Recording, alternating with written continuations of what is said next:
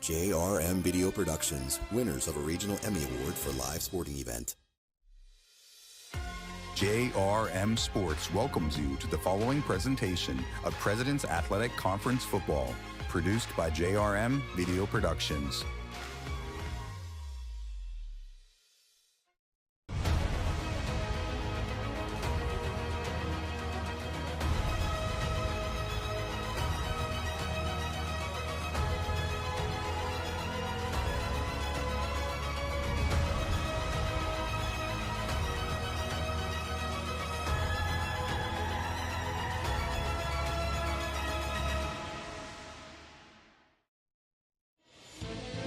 Welcome to Washington, Pennsylvania for prime time action in the President's Athletic Conference in a huge matchup between the number 7 Grove City Wolverines and the Washington and Jefferson Presidents on KDKA+. Austin Bechtold, Alex Terrett, and Robert Mangino alongside from Cameron Stadium, where the Washington and Jefferson Presidents are 5-1. Grove City with a huge win last week against Carnegie Mellon to knock Carnegie Mellon now from the ranks of the unbeaten. It's Grove City and Case Western Reserve at the top of the PAC standings. But if Washington and Jefferson can beat the number 7th ranked team in the country today, Alex, it can completely help the Presidents get back into the fold to win the conference. And Austin, I'm really excited for this matchup. You're going to see two football teams with a lot to play for, and both these football teams are great offensively and defensively, and with all these PAC championship things out on the line, you're going to see a really good matchup tonight. And it starts defensively for Grove City with the defending 2023 PAC Player of the Year on the defensive side of the football. Ben Bladel from Moon High School has been a star. And Ben Bladel was our player of the game last week against CMU. He had 6 tackles, a sack, 3 tackles for loss. But one of the big things that showed up on the stat sheet was his forced fumble, and that gave Grove City one of its only 2 touchdowns they scored all game. Look for him to be called on a lot of blitzes. He's that number 1 disruptor you're going to see for this WJ offense, who's the strength of their team. It was recovered by Ryan Montgomery in the end zone, and what ended up being a 17-10 win for Grove City to remain undefeated. Washington and Jefferson's only loss of the season is against Carnegie Mellon, and on the President's side of the ball, obviously you look at Jake Pugh and the numbers that he's putting up, but defensively, Justin Johns in his 5th year has been a stud. And Justin Johns, in the last 3 weeks, has 40 total tackles between the last 3 weeks. He's the foundation of this defense. He's super physical. He's very active in the run game, but also he's quick enough to cover tight ends in the open field. And he's a 5th-year senior, like you mentioned, and he came back because he thought this team had unfinished business. Now he has that chance to really continue this path here tonight. He leads the team with 53 total tackles on the season. Grove City won the matchup 31-24 last season, but the last time that Grove City won at Washington and Jefferson was all the way back in 1998. So, Alex, what does Grove City have to do to break off that streak and become a victory today? They have to contain the quarterback. WJ is one of the best scoring offenses in the country, led by Pugh. So can they really keep him in the pocket, not let him roll to his right, roll to his left, and extend plays, and really keep him one-dimensional? And on the offensive side, Grove City has to be efficient on 3rd down. As an offense last week, they only converted 7 out of their 18 third down conversions. They like to run the football on the first 2 downs, so it's really up to Pfeiffer to really capitalize on those 3rd downs throwing the football. And then WJ has to be physical in the secondary. Due to some injuries at the corner position, WJ could really struggle tonight against those bigger receivers like Scott Frazier, who really like to use their size advantage. So these corners have to be really physical at the line of scrimmage and not really let up the big play over their heads. But as an entire WJ team, they have to stay aggressive. Against CMU, we saw that aggressive play calling kind of go away in the second half. So WJ needs to keep their foot on the gas for all 4 quarters if they want a victory tonight. Washington and Jefferson has won 22 of the past 24 meetings and 44-14 all-time against Grove City. But tonight, you throw the record books out the window and see what happens when we return to Cameron Stadium after this on KDKA+.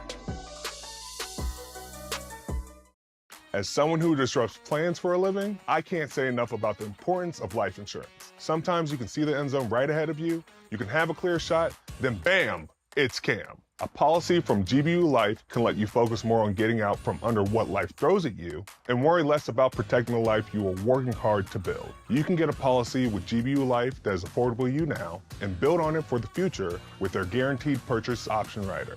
Get started protecting the life you are building today at gbu.org. From heating and cooling to a large array of construction equipment, Herc Rentals has the gear you need to get the job done. Herc Rentals is already a staple in several communities across the United States and Canada and have been serving our customers' needs since 1965. with a catalog of equipment that spans the spectrum of almost every kind of solution you can think of. To learn more about Herc Rentals, visit hercrentals.com or call us at 1-888-777-2700.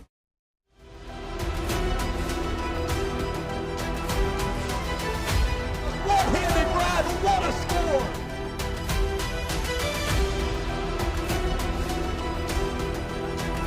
Runs his way into the end zone. He's off to the races to the 20, 15, 10, 5 into the end zone again.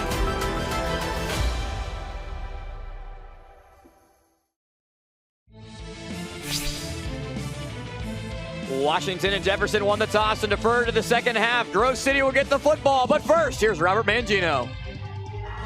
Austin, tonight is huge. It's about a playoff atmosphere already. The W&J sideline is amped up. The fans are as well. This game is so important for W&J. They desperately need a win tonight. Thanks, Mangino. Yes, they do, because Washington and Jefferson, you know, the goal and the expectations is always not just to win games and be a significant threat at the top of the conference, but Alex, you've been played in this program for 4 years. It's to win PAC championships. And they didn't get a chance to be able to cement themselves at the top after the CMU loss. But with Grove City taking care of business against CMU, if the Presidents win this game, that could be a significant help in the Presidents either forcing a tie or an outright win.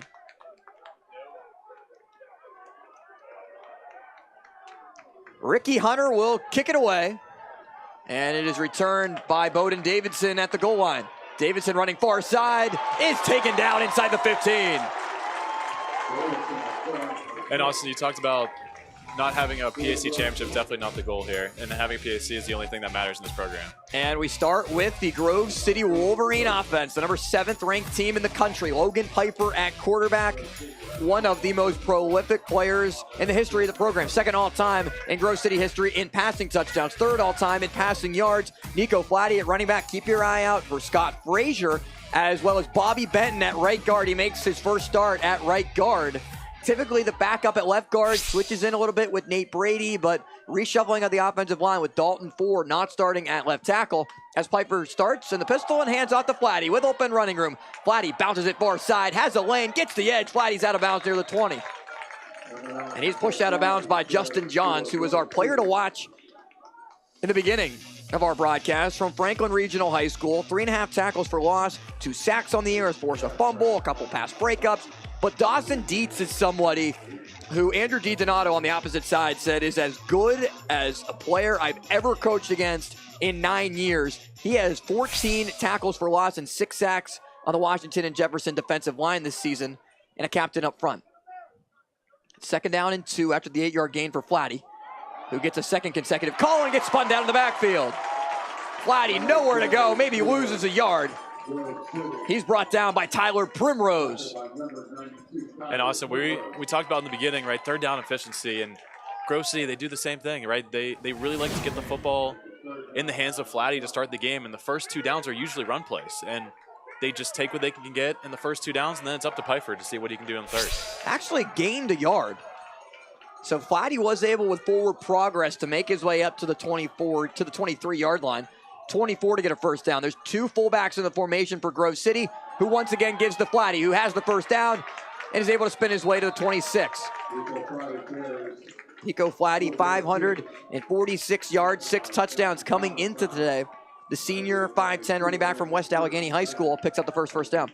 And you can see so much substitution here for Grove City, and they have so many offensive linemen on the field. Offensive linemen, fullbacks, tight ends, and you see the shift happening to get the WJ defense moving around to start before the play even starts. Now both fullbacks line up on the far side of the formation with Scott Frazier, the leading receiver for Grove City, isolated to the near side of the field. They give to Flatty again. Flatty towards the far side. He has the edge. Stiff arms Keaton Hall out of bounds, and it's another solid pickup of around 5. And they're just going to keep running this play, and they know that they just have the advantage on the offensive line, especially with all the blockers they have. They have big tight ends, Heckathorn, and then they can also have Scott Frazier on the outside by himself. And I think that's something that's kind of underrated about this protection here, about this package. And I think something that we'll see kind of change as they go through the air a little bit. Heckathorn and Darvier Gray enter the pattern. 3 wide receivers for Grove City. On 2nd down and 5, Piper gives the flatty, nowhere to run. Avery Keith drops him down in the backfield. And Avery Keith, just huge frame, 6'4", really uses his body well as a pass rusher, but just the way he is able to squirt through the line and tackle flatty in the backfield, he just has that extra step. You see Deeds, you see Keith, you see Valentine, just so many contributors here that are so quick off the ball. 3rd down and 7, 4 receivers in the pattern. Flatty remains the back. And Austin, what's interesting here is you have Volumino on the outside covering Scott Frazier, especially with the depth they have at corner. And Carson Laconi at cornerback is out today. Piper has time, delivers downfield. He's looking for Frazier, one-on-one coverage, and it's incomplete. Broken up by Volumino. That's the matchup you highlighted, Alex. And Frazier not able to make the grab. Volumino had a better chance to bring it in. And I really love this decision by the coaching staff to put Volumino out on the outside because he's an outside linebacker, a little bit bigger, a little bit stronger. And Scott Frazier, who likes to use his size, uses body to make these catches. Volumino's a little bit stronger and able to hold his water more, and you can see on that play on full display. So Grove City has to punt. Dan Barabay is on. Was the PAC Special Teams Player of the Week last week against Carnegie Mellon, and Barabay was under a lot of pressure against CMU. Delivers a high kick. Anthony Rosati calls fair catch at the 38. 11:40 remaining in the first quarter of play from Washington, Pennsylvania. Washington and Jefferson has the ball when you return.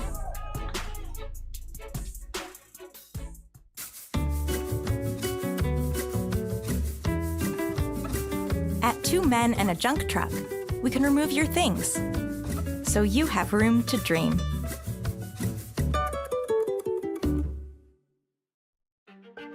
When you step through that door or shake their hands, will you be prepared?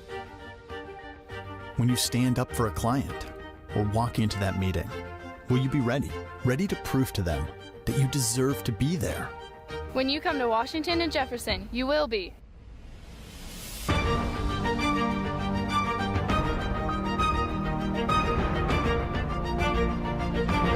Washington and Jefferson College. Are you ready? It's time to rediscover the original Voodoo Brewing Company pub in beautiful downtown Meadville. Enjoy world-renowned craft beer, delicious and unique cocktails made with our new lineup of VBC spirits and one-of-a-kind food items. Follow our Facebook and Instagram pages to stay updated on our series of live music. And if you're looking to take your celebration to the next level or host a private event, look no further than our production facility only at Voodoo Brewing Company. It's Potomac Furniture's 75th anniversary sale. Celebrate our birthday with 40, 50, and 60% savings. Stop in today, Route 19 in McMurray, or visit PotomacFurniture.com. Furniture of distinction at a price you can afford.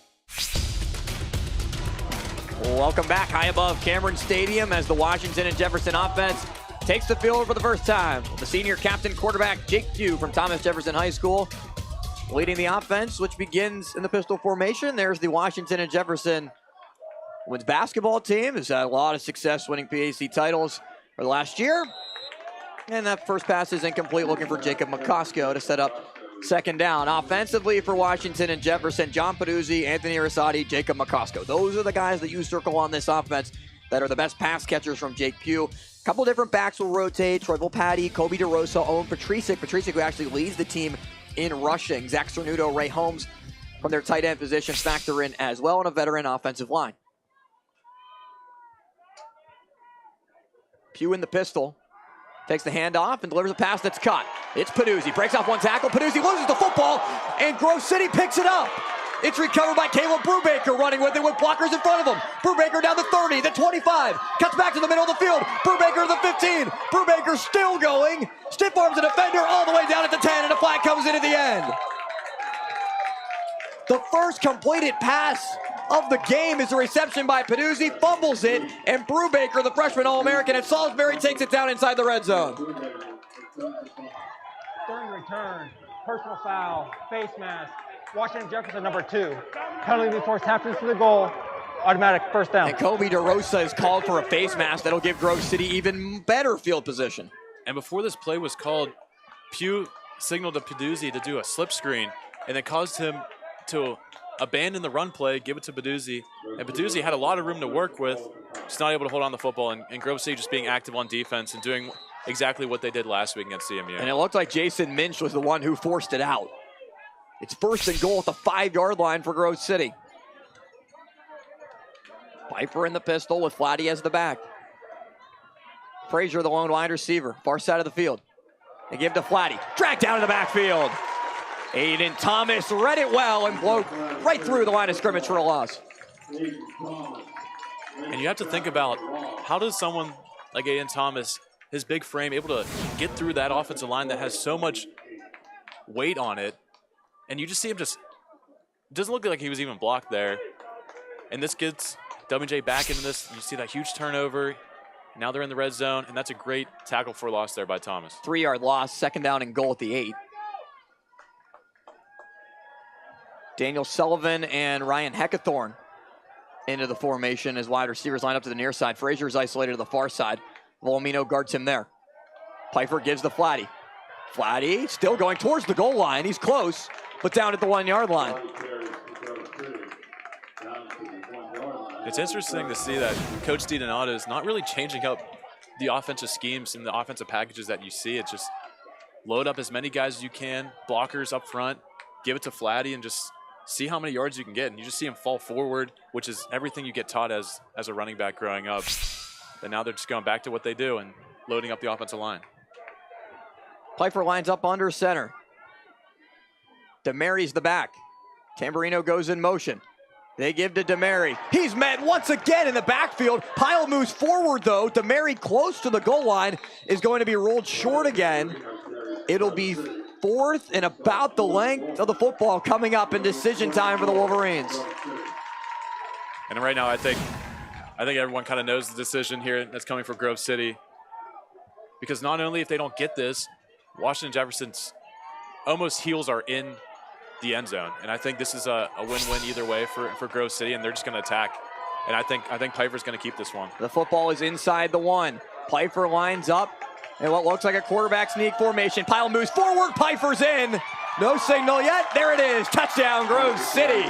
The Wolverines take advantage of the fumble by John Peduzzi, recovered by Brubaker, and score the first points of the game. And I will say Grove City had to earn that touchdown. And W&J's defensive line did everything they could inside the half-yard line on 2 straight downs, getting that stop. And then once Piper only needs to get a couple inches, it's over. Daniel Sullivan on to attempt the extra point. Sullivan, the sophomore, is 4-5 on field goals this year. It was a good rush, but extra point's up and good, and there is a flag down right at the line of scrimmage. Might be offsides called against Washington and Jefferson. Legal procedure, interlocked interference, offense number 60, 5-yard penalty, replay the try. Instead of 5-yard penalty, that'll back Grove City up, and we'll have to redo the attempt.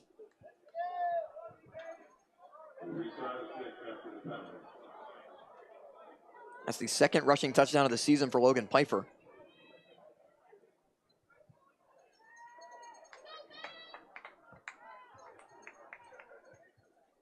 So Sullivan will attempt what is basically a 25-yard extra point. Andrew DiDonato gets an explanation over the far side of the field at the Grove City sideline. Great crowd for Grove City that traveled today. Full stands on the far side. They had to pack it in on the near side where the W&J students and fans typically are. A lot of Grove City fans below us. High snap. Sullivan's kick. It's no good. Off to the right, so the extra 5 yards end up making a difference after the penalty, and Grove City holds a 6-0 lead. 9:14 to go here from Cameron Stadium. Other scores around the PAC. Westminster defeated St. Vincent 56-0. A beatdown for the Titans. Waynesburg, a winner on homecoming, 34-14 against Bethany. Case Western Reserve, 14-0. The lead against Teal currently in the first quarter. And in just about a half an hour, Allegheny and Geneva will kick off from Beaver Falls.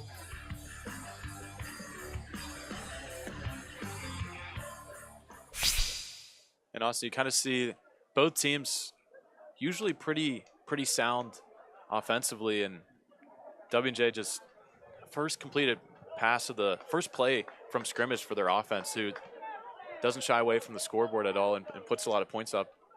You just see Peduzzi, who's your clear #1 target on offense, and just fumbles the football. Grove City with a large return that kind of set up inside the red zone already. And it's just the type of things that you can never start a game with. And the turnover battle, we talked about Coach Donato, Coach Sirianni, is one of the biggest parts of these tough games. And right now you already start behind the 8 ball. Usually comes down to what? Special teams, turnovers, and penalties. And usually field positions thrown in there as well, and that usually comes from the turnovers. So we saw the turnover already. We saw a 5-yard penalty back up Grove City. That 1 point, I mean, could be costly. I know we're just early on in the game. There's a lot of football to be played, but never know what the scenario might be as DeRosa fields it from the 10-yard line. DeRosa is met inside the 25. It is brought down near the 20. Forward progress will put him at about the 21-yard line. So second chance of the W&J offense for Jake Pugh, who's had an incredible season. And the defense that's trying to stop him and has been successful on the first drive, including Brubaker, Jack Jolly, and Ben Bladel at the linebacker positions. Bladel, 15 tackles for loss, as well as 3 forced fumbles this season. Jason Mint, you saw him at outside linebacker as well, make a significant play in the game. Dominic Danino and Bowden Davidson at the cornerback spots. Ryan Montgomery, Shea Aiken at strong safety. Very much veteran-led defense for Grove City. And a catch made by McCosco for a first down up past the 35. And McCosco a little shaken up there at the end of the play. He was kind of dealing with some ankle issues a couple weeks ago, and now it looks like he's hobbling to the sideline. That's a great read by Pugh. You have Peduzzi on the bubble, then you have McCosco on the slant. And we saw this last week with CMU, and they were able to, early on in the game, get that short game working and the short pass completions. And I think that's what Grove City is going to give them at the start of this football game. Zach Seaman comes in for McCosco, who was hobbling off the field. Pugh, quick pass. It's caught by Peduzzi. And Peduzzi's knocked down by Davidson and Jolly after a pickup of 7 yards. And I think they're going to keep going to it. And Bladel's going to be coming off the edge a lot. So they're trying to get rid of this ball quick. And Pugh's just so accurate, inside 10 yards especially. And I think it's something that they're going to keep getting Peduzzi working inside and trying to see if they can take a deep shot later on. Second down and 3 for Pugh. And he hands off. It's Patricic up the middle. The pile moves forward, close to another first down. Needed the 46. He gets to the 47 and moves the chains. And with this running back committee, you kind of just think certain running backs are going to be more fit for a certain team. And I think Patricic's been the guy the last couple weeks. But also Kobe DeRosa is someone that you're going to see a lot this game. But I think they're really going to lean heavily on Patricic, who does really well going through the tackles. More of a physical downhill type of runner. As Cernuto goes in motion, they fake to Patricic. Quick pass, almost intercepted by Bowden Davidson. He jumped the route. Peduzzi didn't see the football. And it falls incomplete, setting up second down. But Davidson jumped on that route and just missed deflecting it to himself. And Peduzzi kind of runs it a little slowly. Didn't know if he was necessarily part of this read, and I think Peduzzi just going a little too deep on his slant, which is usually has to be so quick because Pugh is reading the backer, immediately pulling it and getting rid of it. And I think there's just a little miscommunication there on that play. Jacob McCosco is back on the field for W&J on second down. Lines up to the near side as the lone receiver there. They throw it to him. Good blocking in front for McCosco. 45-40, has a blocker. McCosco down the sideline, tiptoes his way inside the 25. And you can see McCosco kind of grimacing a little bit too as he got upended and just spun around on that tackle with Ryan Montgomery hitting him in a physical play. And McCosco, who's just limps off the field last play, and immediately tries to get back in the football game and makes an impact on that slip screen. And you just see the offensive lineman just paving the way for McCosco and kind of gets hit in that same area again and kind of gets up limping, but he's going to keep powering through it. Brubaker also involved in the tackle. McCosco once again on the reception. Quick pass from Pugh. He's inside the 20. Pick up a 6. And we talked to Coach Donato earlier this week, and we said, how does he let CMU kind of work its way up the field with these short passes? And he just says that he doesn't change his defensive players. They don't change based off what the offense is doing, and they do what they need to, and they don't change because if they switch up and start covering underneath, and they give up that big play over top. Yeah, and that's really been the formula week by week for Grove City, whose schedule is really backfilled with a lot of the top contenders in the PAC upcoming. Is it the design run for Pugh? Has blocking in front of him. Pugh's inside the 10. And another first down to set up first and goal. And a good response in this drive for Washington and Jefferson down to the 9. And the QB draw is such an underutilized play, especially at this level of football, because you have everyone spread out, and then you have one-on-one blockers in front of you, and Pugh, who's basically like another running back because of how he runs the football, and he's able to just go behind this offensive line and has the numbers that he wants to get a big gain. They bring Ray Holmes in as an extra tight end on the far side of the formation. Cernuto's on the near side. He's behind McCosco, with Peduzzi, the receiver, lined up to the far side. They send Cernuto in motion and give it to Patricic. Patricic tries to bounce it. He's brought down by Brubaker in the backfield. It's a loss of 1, back to the 10. And Patricic's not really getting going. He's not seeing the field very well right now, but I think it just comes from the linebacker play for Grove City. And I think Brubaker, he moves really well sideline to sideline, but also he's able to come up and make a great tackle. And what's important about playing the linebacker spot is once you make contact with the back, you just can't let go. And right there, Brubaker just showed why he's one of the best players of this defense. Peduzzi and McCosco are the wide receivers, 2 tight ends once again in the formation for Pugh, who has time, looking towards the end zone for Peduzzi. One-on-one, Peduzzi! High points the football, he's got it! Touchdown, Washington and Jefferson! And a touchdown dance to celebrate for John Peduzzi. What a grab. And I want to take another look at this play because you kind of think, how does someone like Peduzzi get so wide open on that play? And I think Peduzzi makes one of the best catches of his career right there in such a big game like this. That's absolutely massive. And Peduzzi able to respond after the fumble, comes back on the reception from Jake Pugh. We'll be able to show you the catch on the other side and how in traffic John Peduzzi was able to make the reception. Extra point is blocked. Ben Bladel got his hands on it. And both extra points after the ensuing touchdowns were missed. We're tied at 6 with 5:03 to go in the first quarter of play from Cameron Stadium.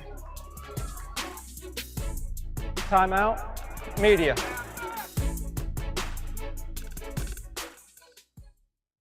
This awesome gift is from my grandma. I use free pay policy from GBA Life.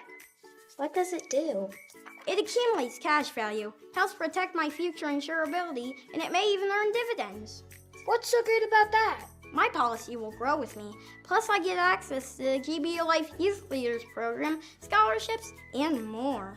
Oh. You might be interested in a GBA Life annuity. You're probably thinking about retiring soon, right, Mrs. Jones?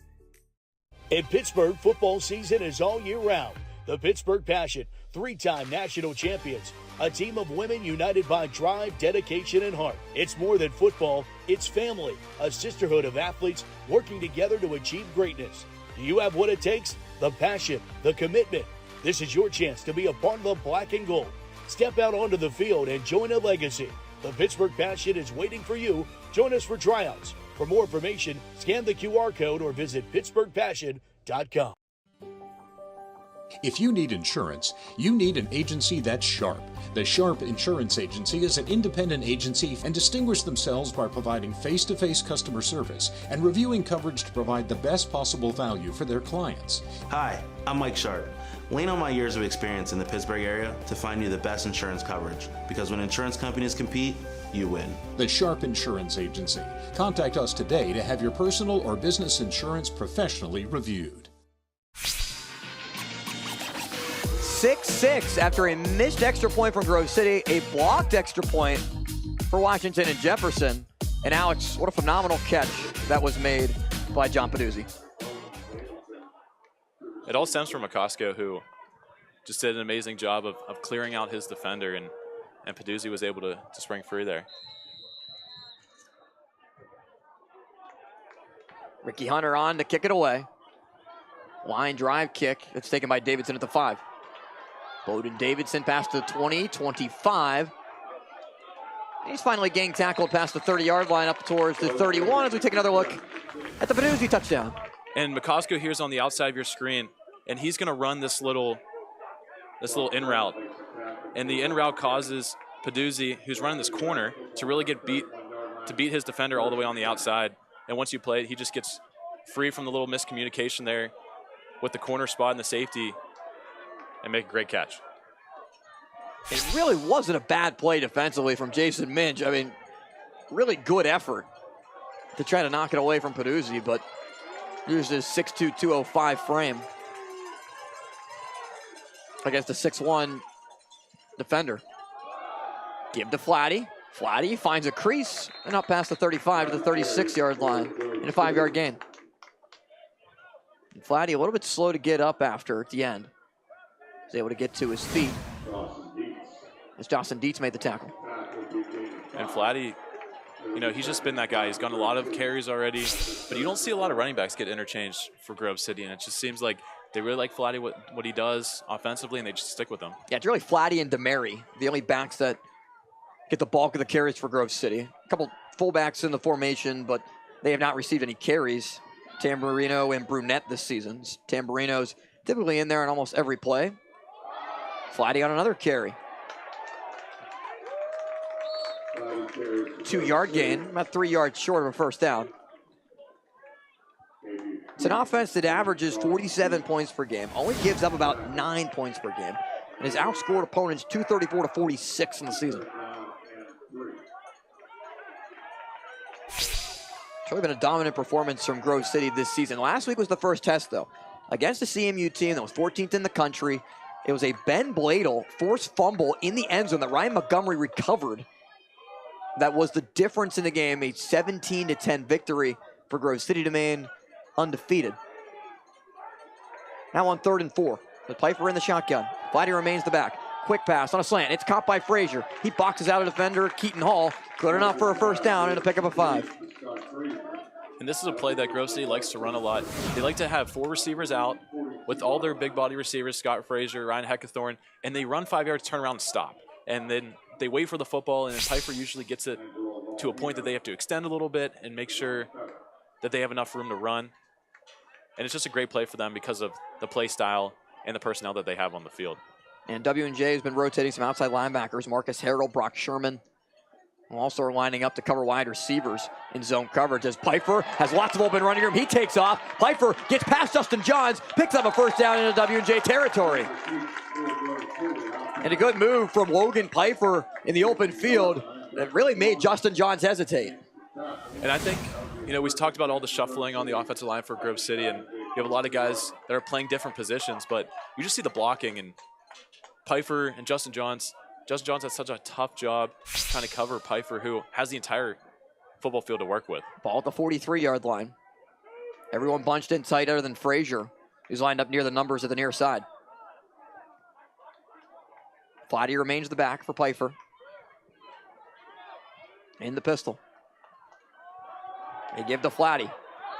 Flatty upfield, spun down past the 40. Another gain of about 5 yards, and I mean, when you can consistently get 4 or 5 yards, it's exactly what Grove City could ask for against this stout Washington and Jefferson defensive front. And you see Flatty getting his 4 or 5 yards that we talked about, and Coach Cianono, that's what he wants. He wants the first 2 downs to be run by Flatty, and then Piper through the QB draws that we just saw, but also have him go into those shorter routes with Frazier and Gray on the outsides, and that's just what's been working for them. And last week against CMU, they didn't have a lot of offensive success, but that was the part that was successful. 2nd down and 6. Another give to Flatty. Short gain up to the 36. About 3 yards, maybe just the 37 for a gain of 2 as Keaton Hall makes another stop.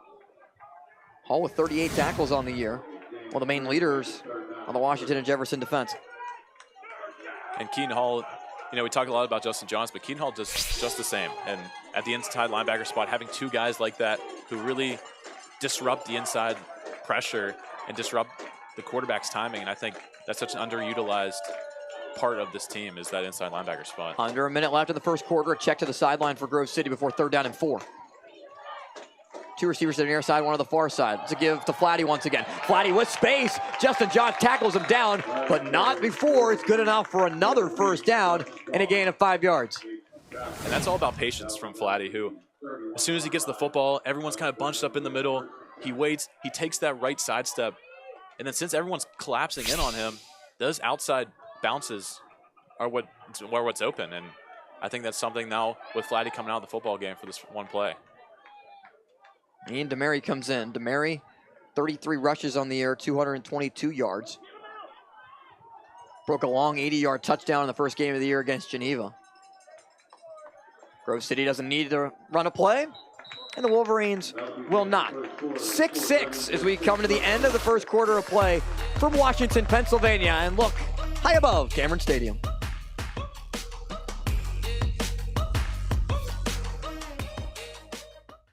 It's time to rediscover the original Voodoo Brewing Company pub in beautiful downtown Meadville. Enjoy world-renowned craft beer, delicious and unique cocktails made with our new lineup of VBC spirits and one-of-a-kind food items. Follow our Facebook and Instagram pages to stay updated on our series of live music. And if you're looking to take your celebration to the next level or host a private event, look no further than our production facility, only at Voodoo Brewing Company. At Loewe, we understand the power of personalization.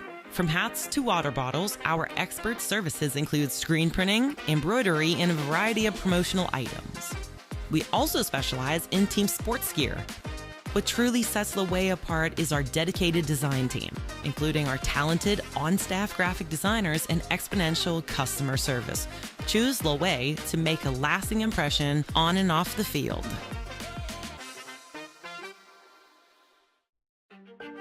When you step through that door or shake their hands, will you be prepared?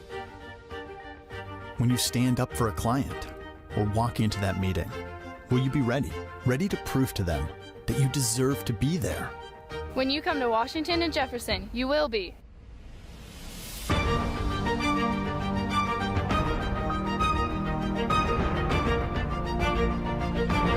Washington and Jefferson College. Are you ready? When severe weather threatens, we're always watching the sky. The First Alert Weather Team is working every day to keep your family safe. We're on the lookout for those dangerous storms right where you live, keeping an eye on radar to track where the rain, hail, and lightning are hitting. We could see severe thunderstorm warnings. Warning your neighborhood if we see a potential threat. So we're looking at excessive rainfall expected through this evening. So we can keep you safe. We're always watching for the next big storm so your family is prepared. 6-6 in Washington as the cheerleaders had an opportunity to cheer for the first President's touchdown of the game to John Peduzzi, but now it's Grove City looking to strike with first down and 10 at the 31-yard line, looking to retake the lead. DeMary is once again the back with Logan Pfeiffer in the backfield. Tamburino, tight end, is lined up right behind Nate Brady, the left guard. They give to DeMary. Lots of open running room and close to a first down. It's a gain of 8 for Ian DeMary, and let's send it to Robert Mangino. Thank you very much, Austin. That turnover by Pedruzzi where he fumbled the ball over on the W&J bench, there was still a lot of lifting each other up. Don't worry about it. It's only one play. We're still in this. Don't get too worked up. And then to turn around, hold them, play very well on defense, and then get that big score for Pedruzzi, showing that they still believe in him and his ability to help carry this team. Yeah, thanks, Mangino. And, you really wonder if this is going to be a shootout. Two really good offenses as DeMary takes the ball inside the red zone on another first down before he's finally brought down by Johns. And, last week, CMU, Grove City, we expected a really good game. We got it, but we also did not expect a shootout. Logan Pfeiffer and Jake Pugh are two of the best quarterbacks that their programs have ever seen. So we could see that tonight in two offenses that pride themselves. CMU prides themselves on the defensive side of the ball. These two teams on the offensive side. It's first down and 10 at the 18. And another give to DeMary. If it's not broke, don't fix it. And DeMary's able to gain about 4. And now Fly's going to check back in the game. And you really like what you see from DeMary, who didn't really get a lot of carries against CMU, and it seemed like it was almost all Flatty. But now, if you can get him working too, and now you can have that 1-2 punch that a lot of teams like to look at, and especially WJ has their running back by committee too. And just keep this defense guessing, and I think that's what they're doing a really good job of. And DeMary was banged up this season. and really has not been to full strength until this game, and getting an opportunity to factor into the offense in a significant way that Grove City wants to utilize him. Pfeiffer gives the Flatty. And Flatty, though, met just about at the line of scrimmage, maybe just a gain of one. Extra player, I think it was Kai Simmons, jumped on the pile at the end of it too, but when you run into Justin Johns and Zach Valentine, good luck. And Justin Johns, we talk about a lot, and just the way he's able to influence the run game, and inside linebackers have such a big responsibility to be, the play caller on defense, but also that anchor in the run game, and I think he's a guy that has definitely done this over the last 5 years. 3rd and 6, 3 receivers to the near side. Frazier is the lone receiver to the far side. Wonder if Washington and Jefferson will deploy a safety on that far side of the field as well. Simmons is basically lined up behind the ball at the 4-yard line. And the play clock has expired. Timeout, Grove City. And That's the first time out of the half. Grove City this season, 7th in the country for a reason. Last year, undefeated PAC champions. Andrew DiDonato won his 2nd PAC Coach of the Year honor. Grove City, 55-17 in their last 72 games. The road to get here, though, Geneva, St. Vincent, Allegheny, and Bethany. Those really the games to get them going before they play Carnegie Mellon. This game against Washington and Jefferson. Teal and Waynesburg next, but then they have Case Western Reserve and Westminster. 2 teams significantly factoring into the PAC standings. Westminster 4-1, Case Western at 5-0. And for Washington and Jefferson, a lot of people like to harp on that loss against CMU, 30-27 in overtime, up by 19 points in that one. And for W&J, the wheels just keep on turning. 73 points against Geneva. Jake Pugh led a game-winning drive against Westminster. And Mike Sirianni said that pressure is self-imposed. They try not to think about it. They know that this is a big game. That's not lost on anyone. But he says that the criticism that's been faced on the team for not being able to win big games in the last couple of years, that's on him, and really should be on no one else. And Mike took full responsibility for it and looking to try to get over the hump in this one. And on 3rd down and 6 with Pfeiffer in the shotgun, facing pressure. Quick pass, it's caught, breaking off a tackle and still going. Ryan Heckathorn is down to the 6. It sets up 1st and goal. And so they like to run this trips combination where they have Lenhart just run a streak down the field to kind of clear out the safety, and then Heckathorn just able to kind of slip underneath, and that's a great thrown football, very hard-driven ball by Pfeiffer, who was able to give it to Heckathorn and move the chains. Dawson Dietz had his hand up there and was a couple inches away from knocking it away. Flatty's the back for Pfeiffer, who has Gray isolated to the near side of the formation. They give to Flatty. Flatty walks in, somersaults past Brown for the touchdown. Nico Flatty from 6 yards away, his 7th touchdown of the season, and Grove City retakes the lead. And as soon as Pfeiffer handed the football off to Flatty, he immediately put his hands up and celebrate because he saw how big the hole was for Flatty, and he knew no one was going to bring him down anywhere close to the end zone, but he meets Brandon Brown in the end zone and just does a full front flip into the end zone for a great Grove City score. And Brown closed in quickly to try to make the tackle at the goal line. Sullivan's extra point, missed the first one. This one's up and good, though. It's a 13-6 lead with 11:32 to go in the 2nd quarter of play. Grove City takes the lead in Washington. Timeout, media.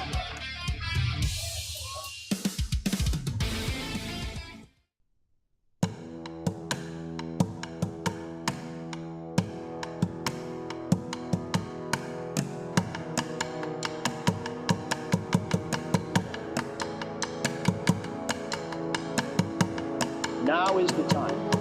Today is the day for us to strike out and move forward in confidence and faith.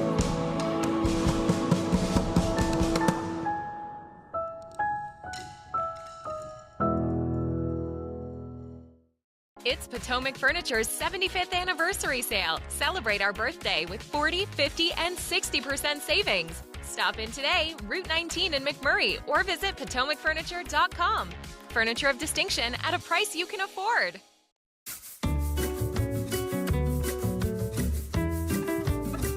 At 2 Men and a Junk Truck, we can remove your things so you have room to dream. As someone who disrupts plans for a living, I can't say enough about the importance of life insurance. Sometimes you can see the end zone right ahead of you, you can have a clear shot, then bam, it's Cam. A policy from GBU Life can let you focus more on getting out from under what life throws at you and worry less about protecting the life you are working hard to build. You can get a policy with GBU Life that is affordable to you now and build on it for the future with their guaranteed purchase option rider. Get started protecting the life you are building today at gbu.org. JRM Video Productions, winners of a regional Emmy Award for live sporting event. DeRosa and Volpatti are back to return for Washington and Jefferson as the lights shine on and the sun sets at Cameron Stadium. Primetime action on KDKA Plus, JRM Sports, and CBS News Pittsburgh.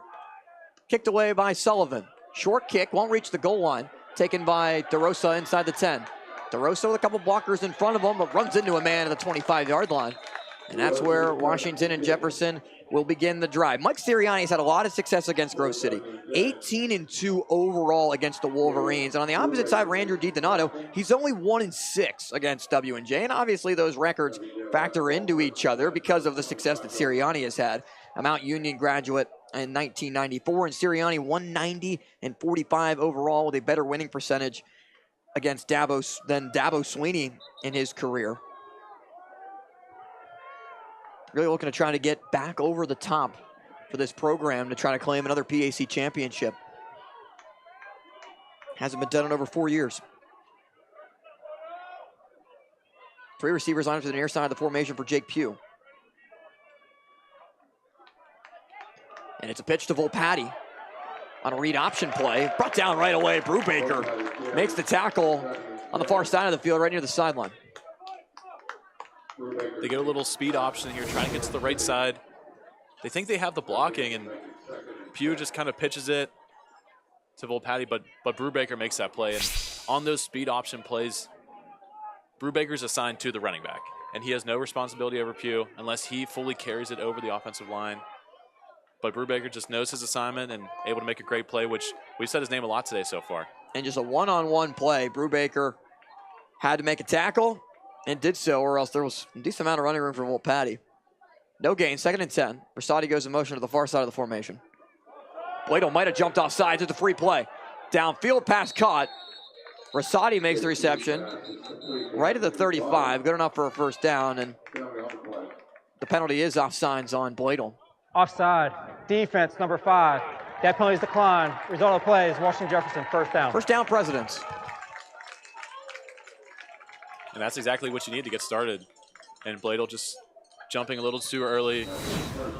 And I don't think Pugh really recognized the penalty, because I think he would have gone deep because of the free play, because they would have gotten some yards anyway, but instead finds Rosati, who gets a comfortable first down anyway. And Elijah Staub noticed it at left tackle, but Bladel jumped pretty much a half second before the snap. Not as much time for Pugh to recognize it. Grove City brings pressure. Pugh delivers. Downfield, Peduzzi can't find the football. It's incomplete. But a better job by Bowden Davidson really to track it, find the man, Peduzzi, and break up the pass. And Bowden Davidson was a big key factor for Grove City last week against CMU, and he has another hard job here today covering Peduzzi. And Peduzzi already has his fumble today and hasn't really gotten started other than that great catch that we saw in the end zone from him. But you just see he has the space, and Pugh kind of underthrows the football a little bit, because I think if Pugh gets a good throw towards his outside shoulder, he's gone. And Pugh was under pressure, also just trying to deliver the football. Could have been a dangerous play in double coverage. Pugh this time, high pass from McCosco, it's incomplete. And Jake Pugh has had a terrific season. He was the offensive player of the week against Geneva last week in the 73-21 win, but just sailed this one high. And I think when you look at his stats, and it's like whenever he throws for 4 touchdowns, that's like his average day. And he's had a couple games this season with over 6 touchdowns that he's accounted for. Some of them mix up between the rush and the pass, but you just can't say enough about the impact that he has on this offense and this program over the last couple of years. It's 3rd down and 10. 10 minutes remaining in the half. A 13-6 lead for Grove City. And a timeout called by Washington and Jefferson before third down. And we talked about how good Pugh has been. Captain on the team, offensive player of the week last week. He was 17 of 24 for 324 yards, threw for 6 touchdowns, including 2 of them being 60-yard passing plays. And Pugh's been awesome. He leads all of D3 football in passing yards with over 1,800 coming into today, and passing touchdowns with 24. Pugh's 24 passing touchdowns are the most by anyone in all of college football. FBS, FCS, D2, D3, Jake Pugh is tied for the lead. If you take a look, a little bit inside the broadcast booth, all the way to the left of the press box in the middle, the suites off to the right. Above the stands here in Washington, Pennsylvania, Cameron Stadium, Austin Bechtold, Alex Terrett, and Robert Mangino alongside. A great game so far that we have for you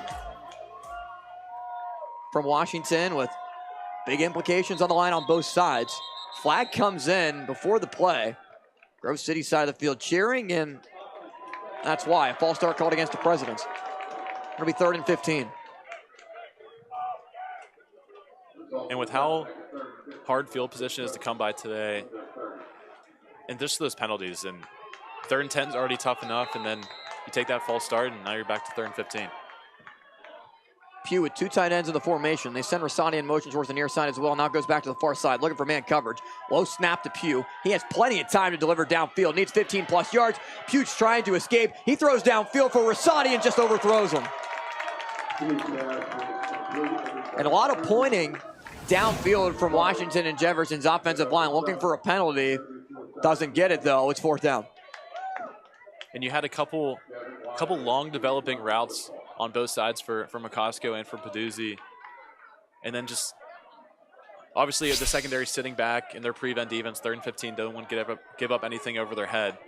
And then they try and see if they can sneak Rosati out the back and see if Pugh can make a play. But he had the window for a second, but that's a tough throw to make. Devin Wyatt on the punt. It's a low kick, line drive, and a fair catch called for by Dominic Danino inside the 40.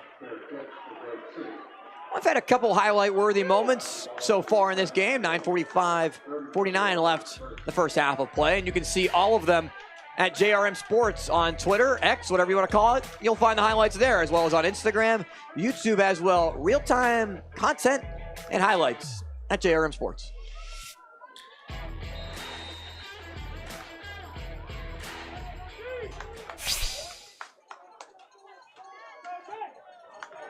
Pfeiffer and the offense take the field, a 7-point lead.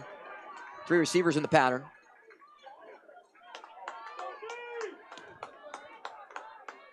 Ball lined up in the middle of the field.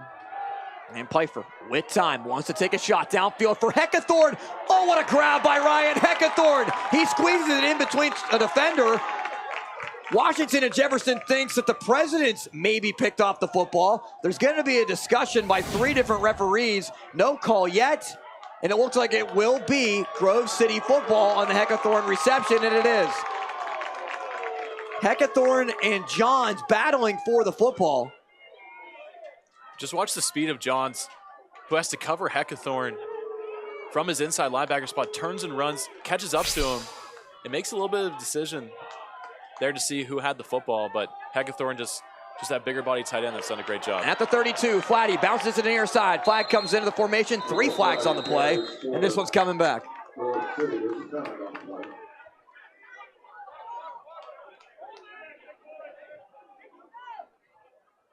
Looks to be a hold against Grove City. Holding. Offense, number 14. 10-yard penalty from the spot of the foul. 1st down. Goes against Darvier Gray at wide receiver. And Alex, on that play and the reception from Heckathorn, as a former wide receiver, as we take another look at the run that resulted in the penalty and as to why, Gray, the wide receiver, blocking right there. There's the hold on Mason Kasprak. How difficult is it to hold on to that ball if you're Heckathorn and make sure Johns doesn't rip it away from you?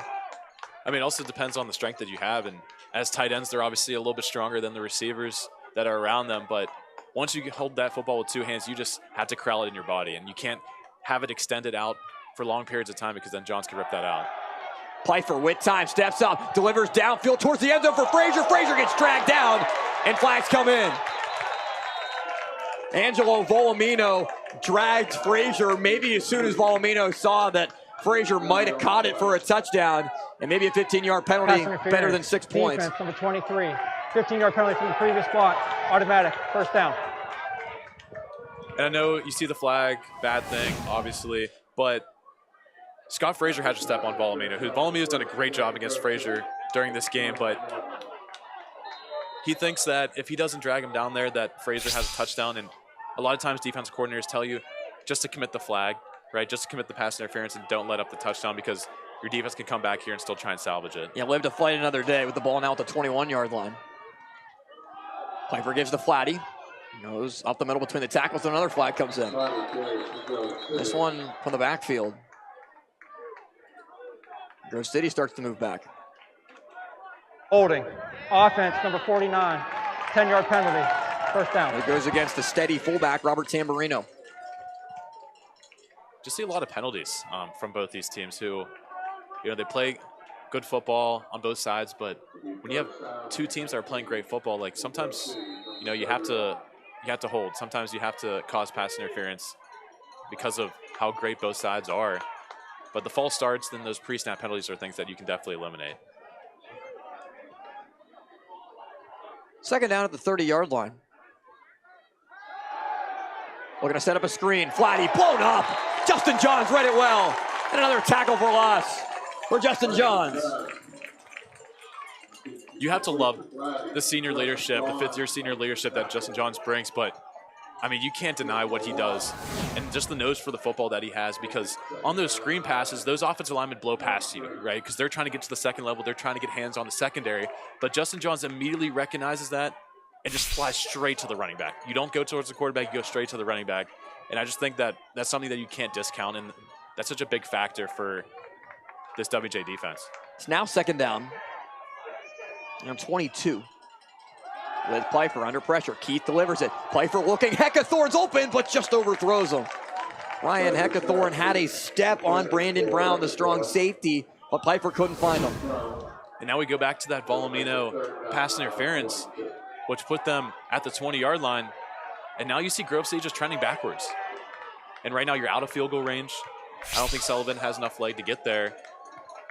And right now you're feeling pretty good if you're W&J, and just making sure that you don't give them too much yardage here so that they could kick a field goal. So we'll see what the approach is for Grove City. Sullivan's long is 41 on the season. What would you do if you were Grove City and Andrew DiDonato? I mean, I think I go to Heckathorn down the seam, which they've had a lot of success on. You see how they have a safety rotated towards Frazier, so that should free up Heckathorn and Leonard in the middle of the field. Grove City. A timeout called by Grove City. Second timeout of the half. 4:27 remaining here in the second quarter. What is a big third down play for the Wolverines. And, you always wonder how the weather will affect games early on in the season. It's really hot, end of the year, it's really cold. Well, today's one of those days where it started off as 74 degrees at 5 o'clock, an hour before game time, but it's starting to get a little cold here in Washington, and the t-shirts have turned to hoodies.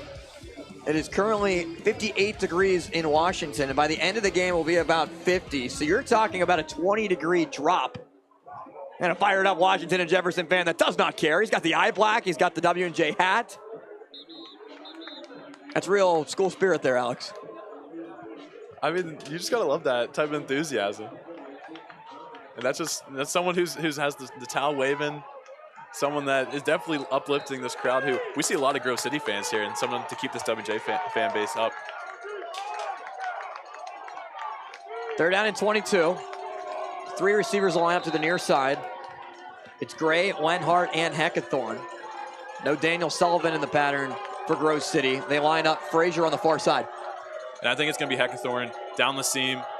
That's someone that you'd have to look for on this long third down. Instead, it's a Pfeiffer-designed quarterback run, trying to pick up some yardage, maybe for a Sullivan field goal. And you wonder if that's why you don't put your wide receiver, who's also your kicker, on the field on third down for this type of play, where he could come out and attempt to try, and it looks like that's what Grove City will attempt.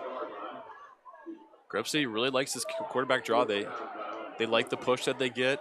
They spread out those safeties, because I think I think Zakai Simmons, I think Brandon Brown for W&J do a great job of infiltrating the run game and really coming downhill and helping out. And so if you can spread all those guys out on the QB draw, I think that's what they would like to take. And Pfeiffer was able to line up the football towards the middle of the field. It's a 42-yarder for Daniel Sullivan. It would be his season long. Good snap, good hold. Sullivan's kick is up, and Sullivan's kick, it's good. Sullivan buries it. It extends the Grove City lead, 16-6. The Wolverines are up by 2 scores. And what a kick by Daniel Sullivan. You know, he's a receiver, gets a lot of work on the offensive side, but when he comes in to kick the football, it means a lot, right? Grove City only sends him out when they really need him. And to extend this game to 2 scores is something that's, especially with the extra points being missed on both sides, is something that's going to be crucial for this game. He was recruited as a kicker, but also has 13 catches for over 230 yards and 2 touchdowns on the season. That's what we call a Swiss Army knife, multi-dimensional. Very versatile player. So now if you're Washington and Jefferson, you're down 2 scores. You will get the football to begin the second half. But for the Presidents, very crucial here, I think, Alex, to try to respond here, put up some points, and not let this thing, it's only a 10-point game, there's a lot of football left, but try not to let Grove City get up by another score and potentially stop you, especially you can't have a 3-and-out on this drive. And I think they're going to run their 4-minute offense, which means they like to put in a lot of run. They really just want to methodically move the ball up the field. And I think just leaving Grove City with as small amount of time as possible and getting a score is something that's on W&J's priority list. And it will start with good field position as Sullivan's kick goes out of bounds inside the 20, and he'll put the ball at the 35-yard line. So good starting spot for Jake Pugh. We talked about Pugh averaging over 300 yards passing per game, 67% completion Grove City, rate. number 5. Ball placed at the inbound spot at the 35-yard line. First down. Also a 185 rating. W&J and Grove City, both teams that are very good scoring early, scoring often. W&J coming into the game posted 94 points in the first quarter of play and only gave up 17. Pretty similar marks on the opposite side for Grove City as well. But in terms of just pure domination, the Wolverines have not allowed more than 10 points in the first half this season. As Peduzzi makes the catch and spins his way up to the 45 for a first down and a gain of 10. Grove City has outscored opponents 45-3 in the first quarter, but it's in the second quarter where the Wolverines have been the most dominant, 103-6 coming into today. And that's what winning football is. It's just when you perform at certain points of the game, and I think both teams do a good job and have a lot of strengths on both sides, and I think Pugh's just starting to get warmed up. Pugh has time, but it's flushed out to the far side as Bladel applies pressure. He throws downfield for McCusko, incomplete. And Jason Minch put his hands on his helmet, thought that maybe if he had another step, could have potentially made a play on the football. And this is what we talked about, keeping Pugh in the pocket and not letting him roll out to his right, because that's when he's the most dangerous. As soon as he sees pressure, he immediately tries to escape to his right, but also helps to have good coverage on the outside. Minch definitely had a play there if he could see the ball quicker. And Bryce Spolnick has done a really good job. 4.5 tackles for loss, 5.5 sacks on the defensive end position for Grove City from South Fayette of applying pressure. Bladel breaks through the line, forces a quick pass, it's incomplete, and that was all Ben Bladel, just completely knocking Grant Cullen, the center, to his backside. Bladel shot the gap, and Pugh had no chance to deliver an accurate football. And so something that kind of gets undervalued here, when Ben Bladel is able to apply that pressure to the center, Grant Cullen, because now Grant Cullen's kind of thinking about that, and they're going to put Ben Bladel back over the ball and see if Cullen's going to snap the ball a little high, and that could definitely throw off the timing with Pugh. He lines up in multiple different positions, not just on the edge. He lines up over the right guard, and Pugh and Mike Sirianni, they have to be aware of where Bladel is. I see he shows blitz and brings it. On 3rd down and 10, Pugh with time, pass is caught. Peduzzi looks to be close enough for a first down. It's going to depend on the spot, and it is good enough on a pickup of 11. And this is just Peduzzi and Pugh being on the same page at all times. And you have Peduzzi on the comeback route on the outside, which is such a hard timing ball. And you know the pressure in your face from Bladel and for this defensive line, but just having that awareness, as soon as Peduzzi turns his head, that ball is almost right in his hands. First down at the 44. Pugh hands off. It's DeRosa. And the pile moves forward to the 40. Up to the 39. and a gain of 5 yards. Then you're going to see DeRosa, but now he's behind Cernuto and Ray Holmes, who they're putting 2 tight ends in the game, trying to get more of that extra run game, that extra push. And then you'll see Holmes come out, and then Rosati comes back in to replace at the slot receiver position. Saw Jack Jolly on the tackle there. He leads the team 36 coming into today. On 2nd and 5, Pugh, McCospico connects, first down. Jacob McCosco able to box out Davidson there, just have enough position, find the football, grab it, come down to the ground for a first. And that's these little in routes that McCosco and Peduzzi have been working on. And the reason why it's so successful is because as soon as Pugh makes that read, doesn't give the football off. Instead, as soon as he pulls it, he's throwing that ball before McCosco and Peduzzi even turn their head. And it's all timing, but it's also the bigger body receivers that we talked about. Peduzzi and McCosco obviously have a little bit of a size advantage there on the outside, and a combination of both those two things gets that first down. President's taking their time, 5 seconds on the play clock. Pugh snaps it with 4. And looking deep towards the end zone. He has Peduzzi. Peduzzi back for the football, just can't bring it in. Broken up by Davidson. John Peduzzi was wide open, streaking down the near sideline, but Pugh underthrew it for him, and Peduzzi not able to make the grab. And Peduzzi does something called a hitch and go, where he runs 5 yards, turns around, Pugh does that pump fake, and then he immediately goes down the field on a go route. But then we just said that Pugh's not able to give him a good ball and kind of leaves him short a little bit and lets the defender come back in the play. And Alex, as good as Jake Pugh's been in terms of passing yards, passing touchdowns, those are the little plays that are so critical in winning these types of games. And they are, but the problem is, I mean, Grove City's playing a great defensive scheme so far. And they're showing pressure on 2nd down as Pugh rolls out to the near side. Pass is tipped, incomplete. It was off the hands of McCosco, not able to bring it in. Davidson was around the football as well as Danino. But luckily, Washington and Jefferson does not turn it over. And a part of me is thinking, because McCosco makes that play so many times, maybe it's the injury still hindering him, not enabling him to really jump as full as he usually does. And that kind of lurks in the back of your mind that he's not able to corral that. Well, it's a high ball from Pugh. See what he has on 3rd and 10 at the 32. Pugh has plenty of time, delivers near side of the field. The pass is caught. Peduzzi inbounds, out of bounds now for a first down. Inside the 15-yard line. And we're talking about like this timing issue and Pugh's not able to deliver good football, but watch this football. This corner route causes Peduzzi to have to move in a little bit, but it takes him away from the defender. And that's just a great throw and then even better catch, and Peduzzi able to get 1 foot in. And just barely able to get the 1 foot to drag before his other foot, the right foot, stepped out of bounds. First down for Pugh. Peduzzi lines up near side receiver. Pugh over the middle. Pass caught. DeRosa inside the 5. First and goal for the Presidents. And this is the WJ offense that we've used to seeing. And Sirianni's doing a great job of balancing between the RPO and then also having Pugh in the drop back. But now you're going to see Ray Holmes, Patty, and DeRosa all in the game at the same time. And we're going to see a little bit of a wildcat action here. Ball at the 3. It's currently Pugh with a T formation under center. Fake the handoff. Pugh rolls out far side. Looks to run. Pugh towards the end zone. Delivers the pass incomplete. Trying to connect with Ray Holmes. And they go to the wing T, which you don't see a lot at the collegiate level. But instead of handing the football off, he's able to kind of extend the play, and he's trying to see if he can get Ray Holmes in the flat. But also he has Cernuto in the back of the end zone trying to do that little sit route. And then Pugh just trying to make something out of nothing and trying to flipping it and see if Holmes can make a catch. Unless you're watching the team 3 hours away in State College at Penn State, you haven't seen that play a lot in football. Basically a play that was run a lot in the 40s and 50s. Now in the shotgun on 2nd and goal. Send Peduzzi in motion. Pugh with plenty of time. Now looks to run. Pugh escapes. Taken down. Jake Pugh nowhere to run. Caleb Brubaker brings him down for the sack.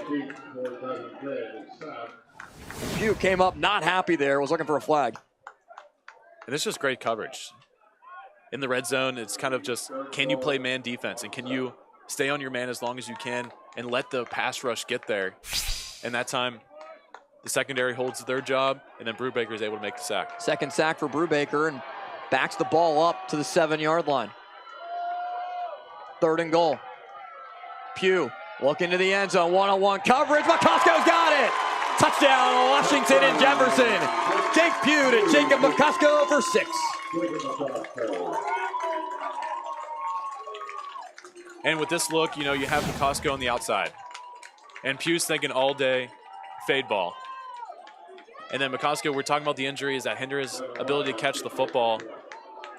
And then on the outside, you have McCusko. You can't see on your screen there. But Pugh just delivers the football to the back pylon. And I think that's something you get taught from a young age.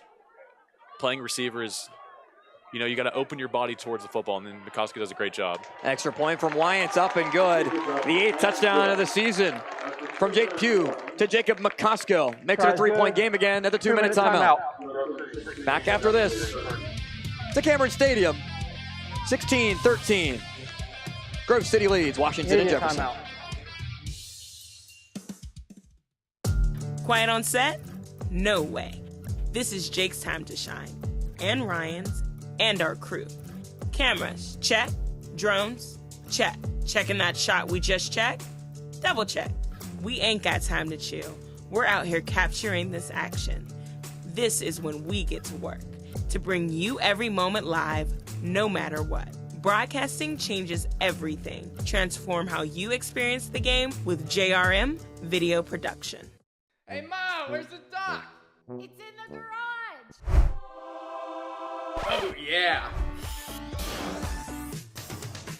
Good morning, everybody. Today is the day. Let's take a quick look at the weather and traffic. It's a chilly 22 degrees out there, so bundle up. We'll be hanging out all day, so don't forget to stop by and see us, grab some hot chocolate, and support a great cause.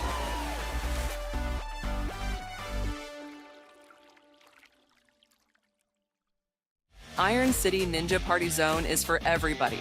We are a fun, innovative facility featuring a convenient, hassle-free, and fun environment for your next birthday. With exciting obstacles and Ninja Warrior courses, anyone can build strength and connect with friends. Our dedicated staff ensures every child enjoys a thrilling adventure while exploring our brand new facility. Ready for a challenge and unforgettable excitement? Contact us today for a one-of-a-kind birthday experience your kids will never forget.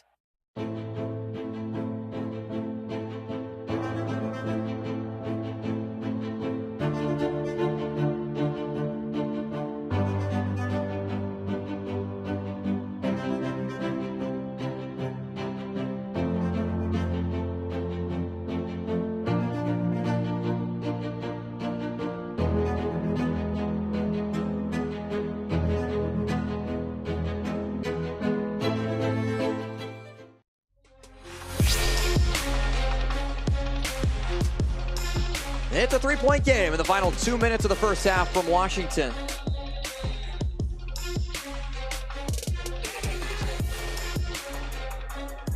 There we go. Welcome to the broadcast booth. Austin Bechtold, Alex Terrett, there he is. Robert Mangino's down on the sideline. Fielded by Davidson at the 10-yard line, up past the 20-25 with some blocking, and the pile moves forward to about the 30-yard line, right near the Grove City sideline. All right, Alex, so we're under 2 minutes left. Grove City has one timeout. What should be the approach here for Andrew DiDonato in the offense?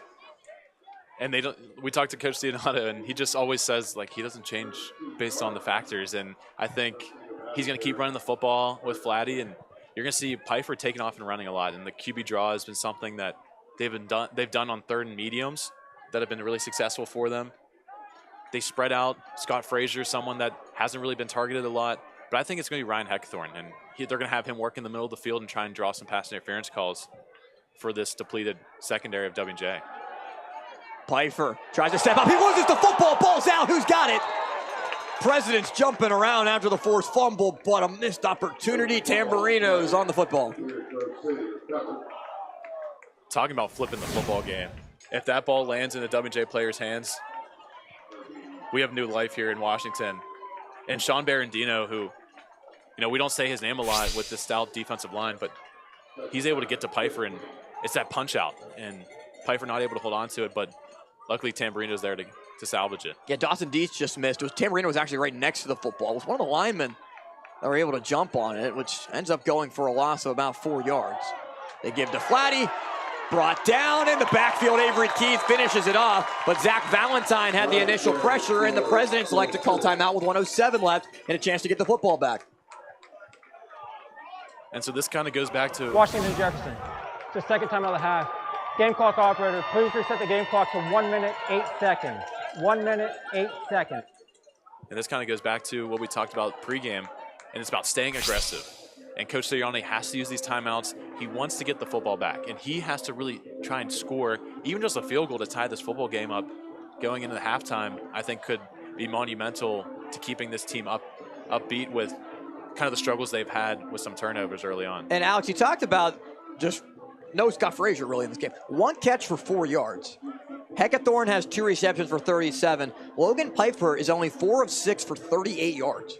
And I thought the W&J secondary was going to struggle today, and I thought the biggest move that this coaching staff did was move Angelo Volumino to cover Scott Frazier, and having a bigger body linebacker on a bigger body receiver, I thought was excellent. And I think that's something they're kind of thinking outside the box on, and something that's really paying off so far with the low numbers for Piper. And Piper has 19 rushing yards as well as the rushing touchdown, along with 15 in the game. Flatty with 45 yards on the ground and a touchdown, but he's only averaging 2.5 yards per game.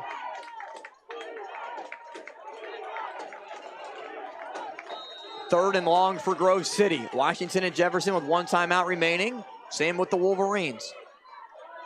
Needing to get to the 43-yard line, 42-yard line to convert.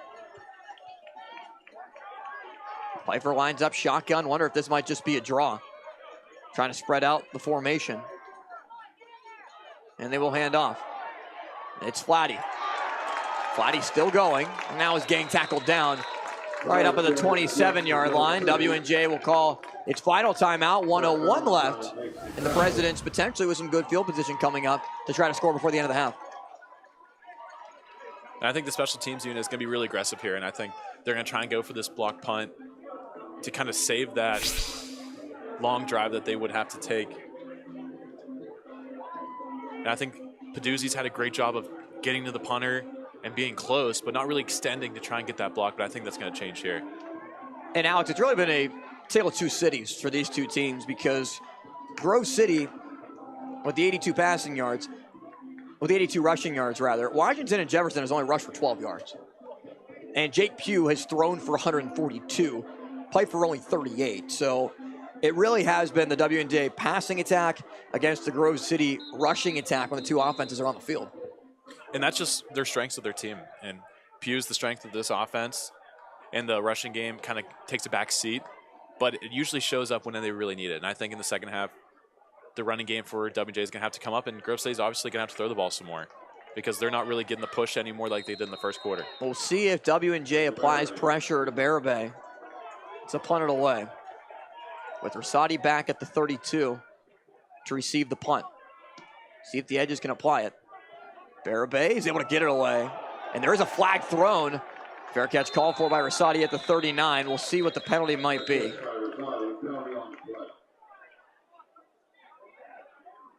If it's a 5-yard penalty, it really won't factor into anything. 15-yard might make it a significant difference.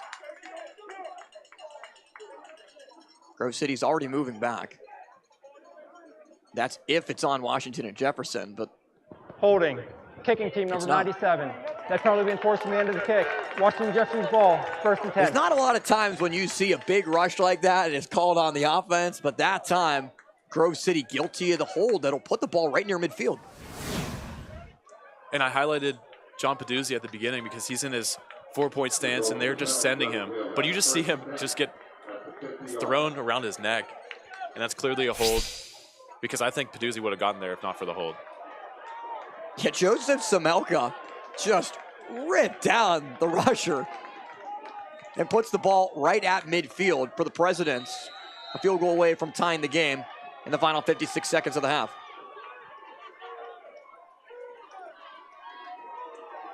Four receivers in the pattern. Patricia gets the back. Pugh has plenty of time. Looks for Peduzzi. One-on-one coverage. Can't make the catch. Flag comes in. Shea Aiken, the strong safety, had the coverage on Peduzzi, who's able to draw a flag. And pass interference is going to further move the football. Penalties starting to become costly against Grove City. Defense, number 22. 15-yard penalty enforced in the previous spot. Automatic, first down. And I think Aiken did a great job on Peduzzi until the very end of the play, as soon as the ball's thrown, because he has him boxed off to the sideline. He has him exactly where he wants him, but then you just see that little grab around the jersey that he's guilty of. But Aiken had a good body position. He was pushing Peduzzi out towards the sideline, and a gift there for the Presidents. Clock stops at 50 seconds. Pugh, downfield, pass caught. Once again, it's Peduzzi, and he's spun out of bounds for another first down. And it's that comeback route.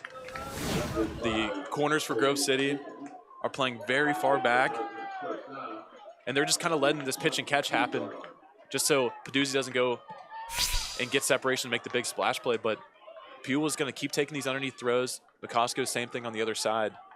And then once they think the time's right, they're going to take that shot. They really like utilizing Peduzzi on this near side of the field, right near the numbers at the W&J sideline. As Pugh looks his way again. Similar route, Peduzzi, another catch. Close to another first down. He's down inside the 15-yard line. Placed at the 14, 1 yard shy. Go and hurry up. He was trying to direct traffic early. 28 seconds left. And rolling. Pugh under pressure. Bradle is applying it, and Bladel helps force an incompletion.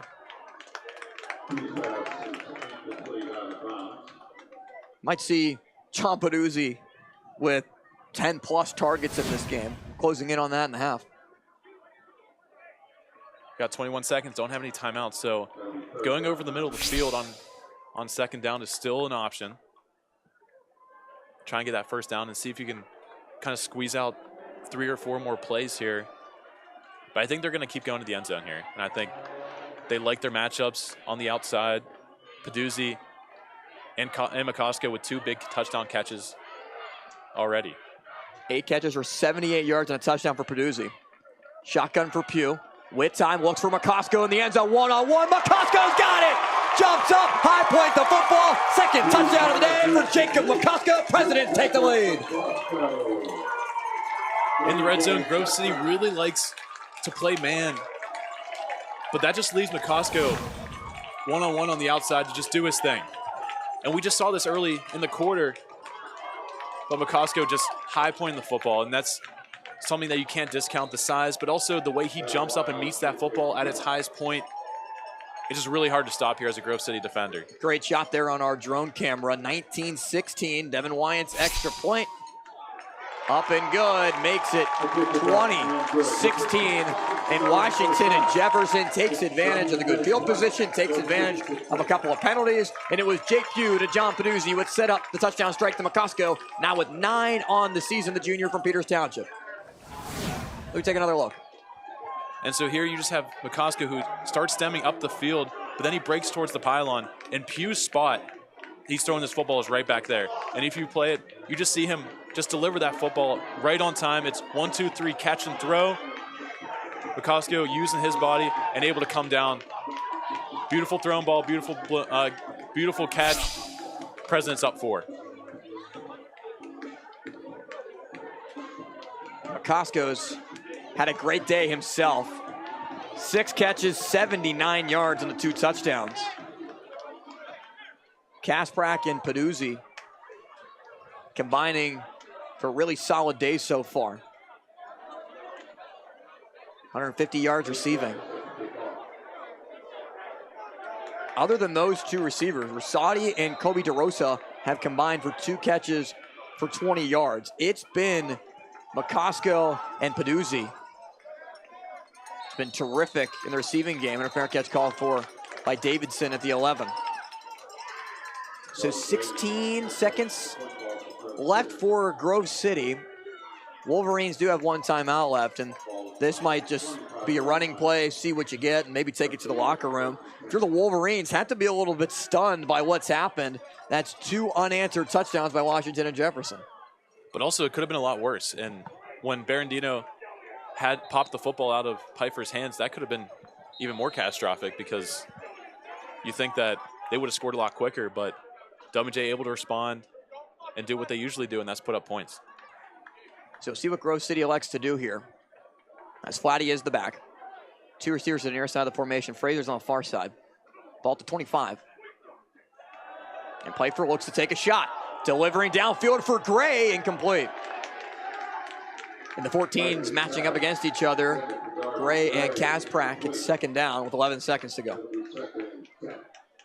And Kasprak, who has a really tough job as well, coming in for the injured Laconi.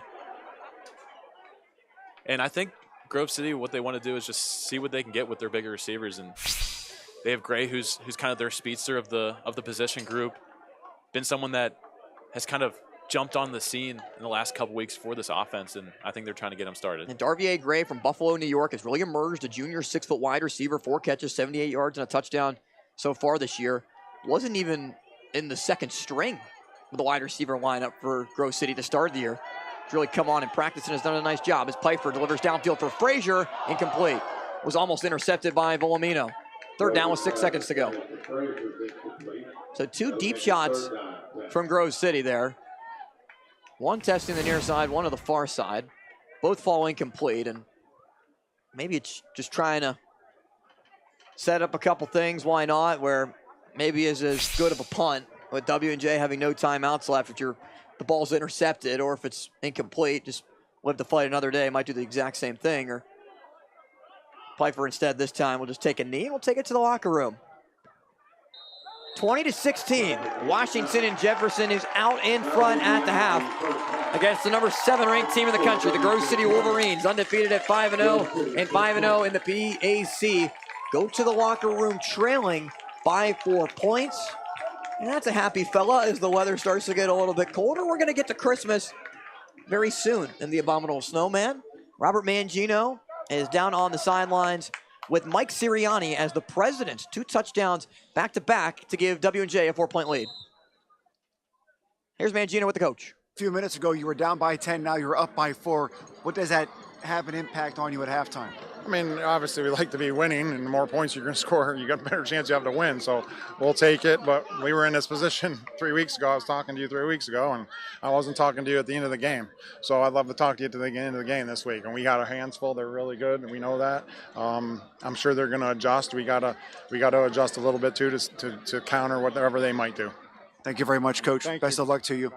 Coach Sirianni, the seriousness, the gravity of this game, that CMU loss from a couple of weeks ago, still gnawing at him. He has the lead this time. He wants to get that finish, and who knows, maybe that interview too.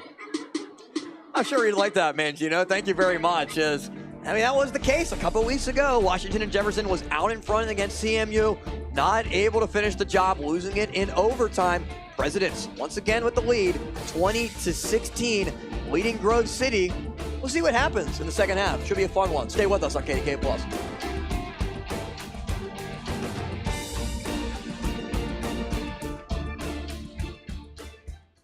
I'm Megan Schiller, and I'm on an important new assignment to save you money. I'm going to tell you everything you need to know before you go out and buy more sunscreen. Protect you from the sneakiest scams. Pay attention to your mail because a scam letter could soon arrive. And put the power of KDKA behind you when you've been wronged and feel like no one else will listen. After you did some calling, emailing, I fabulously got phone calls. I'm the only local reporter doing this, so if you need answers, just think Message Megan. KDKA investigates. It's time to rediscover the original Voodoo Brewing Company pub in beautiful downtown Meadville. Enjoy world-renowned craft beer, delicious and unique cocktails made with our new lineup of VBC spirits and one-of-a-kind food items.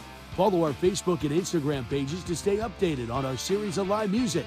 And if you're looking to take your celebration to the next level or host a private event, look no further than our production facility, only at Voodoo Brewing Company.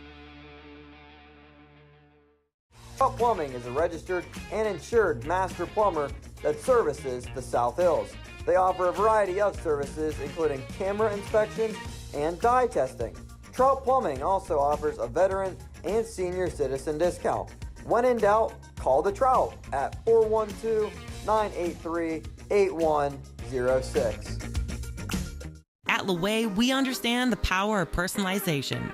From hats to water bottles, our expert services include screen printing, embroidery, and a variety of promotional items. We also specialize in team sports gear. What truly sets Loewe apart is our dedicated design team, including our talented on-staff graphic designers and exponential customer service. Choose Loewe to make a lasting impression on and off the field. From heating and cooling to a large array of construction equipment, Herc Rentals has the gear you need to get the job done. Herc Rentals is already a staple in several communities across the United States and Canada and have been serving our customers' needs since 1965. With a catalog of equipment that spans the spectrum of almost every kind of solution you can think of. To learn more about Herc Rentals, visit hercrentals.com or call us at 1-888-777-2700. When you step through that door or shake their hands, will you be prepared?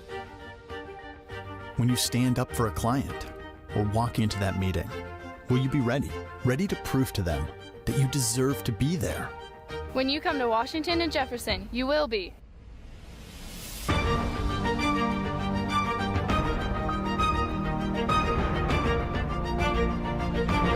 Washington and Jefferson College. Are you ready? W&J is over to overcome a 10-point deficit against Grove City to take a 4-point lead going into halftime, 20-16. We'll get the top 5 plays of the week in PAC Sports coming up in just a few minutes. First, though, a sit-down with Logan Pfeiffer. He's the number 3 quarterback all-time at Grove City, and his interview is now. You're watching PAC football here on KDKA Plus. I'm Austin Bechtold, joined alongside senior quarterback for the defending PAC champions, Logan Pfeiffer. Logan, great to be with you, coming off of an absolutely fantastic season. Wrap it all up in a bow for me. Winning the PAC, being undefeated, winning a couple of playoff games in the NCAA playoff. Incredible. I mean, it's what we dreamed of. Every single summer we come in, we have visions, compete for PAC championships. To actually do that last year was incredible. Was it better than you could have imagined it was going to be? Yeah, absolutely, absolutely. So how do you want to build off of last season to try to do it again and repeat as champions? Take it 1 week at a time, 1 game at a time, and we're going to still compete for PAC championships. And that's a big thing that Coach DiDonato preaches, and it's right here on the helmet, brick by brick. That mentality, how has that driven you guys and putting you in success to win? It's driven us because we come in, we don't look at the season in the big picture. We look at it 1 day at a time, 1 game at a time, 1 week at a time. So it's easy to lock in for that rep for that game instead of look at the whole season and get overwhelmed. So it's easy to take it 1 game at a time. So why football? What drives you to the sport? And what drives, your family, you come from a very athletic family, Absolutely. Football family that has been drawn to the sport and love playing it. Mm-hmm. Yeah, I was actually in baseball. I started baseball when I was 3, started playing football when I was 5. Thought a whole high school career I was going to be a baseball player in college. I got some D1 AA, D2 looks, but then after sophomore season, I just fell in love with football again. Is anything from baseball been able to help translate into football and help you as a quarterback?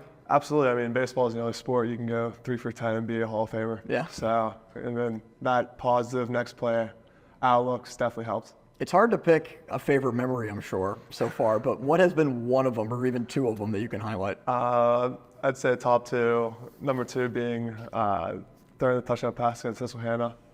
7 seconds left. And number 1, hoisting that PAC trophy on the field. When you threw that ball against Susquehanna, we've all seen the play. Did you expect it to be caught for a touchdown? I saw a guy coming, and I said, I can't get sacked, so I'm going to throw this ball up.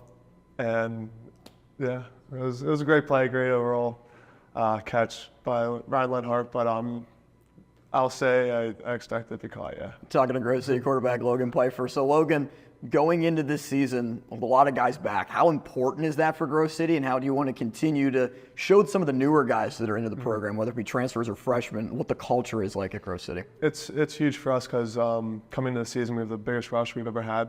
We're pushing 150 guys, so to have that much experience, because we only have so many coaches on the coaching staff, so all these guys are going to come in, and upperclassmen job is to teach them when the coaches can't. So I think that's going to be huge, to teach the culture, playbook, everything.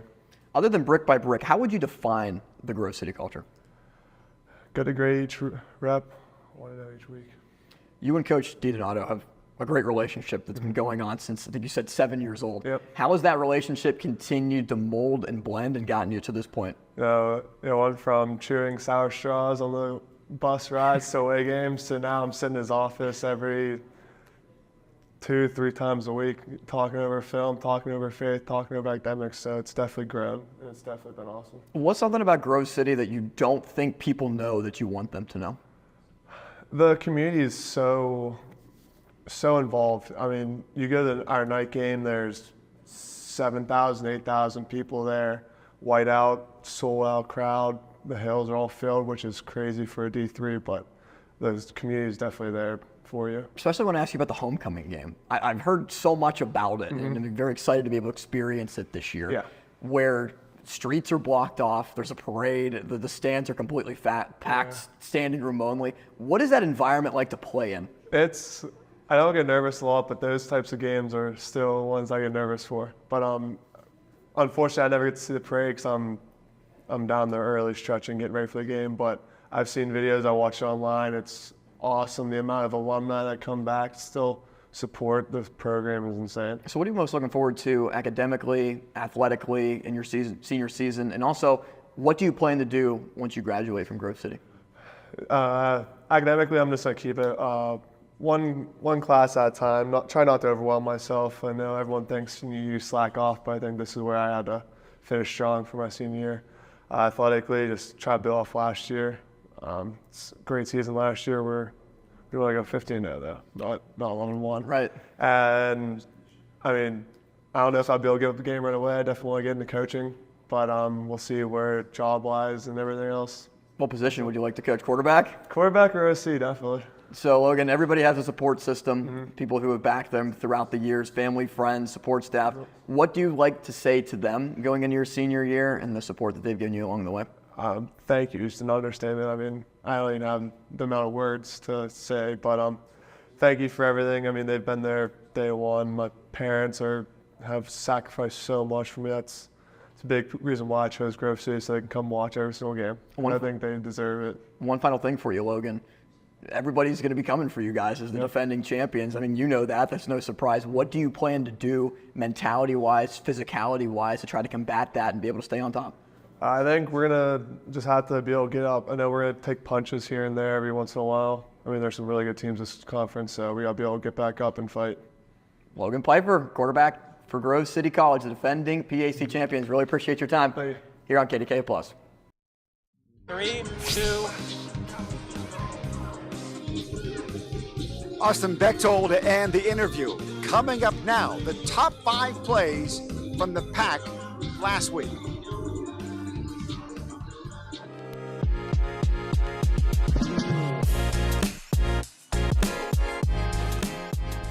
Hello everyone and welcome back. I'm Ethan Spazarski. We're back to our traditional top 5 plays, so let's waste no more time and jump right back into it. Starting off with number 5, Scott Frazier from the Grove City Wolverines showing off some more toe drag swag to make this great catch on the sidelines.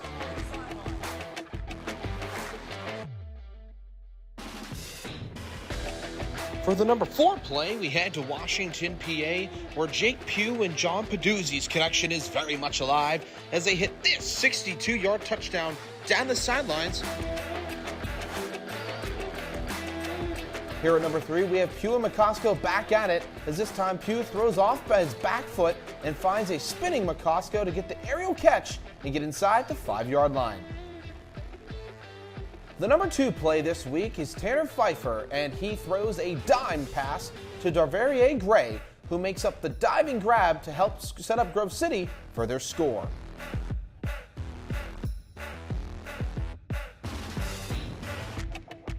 And the number 1 play this week belongs to Ben Bladel and David Montgomery as they combine here for the forced fumble in the end zone to the Grove City 6 more points.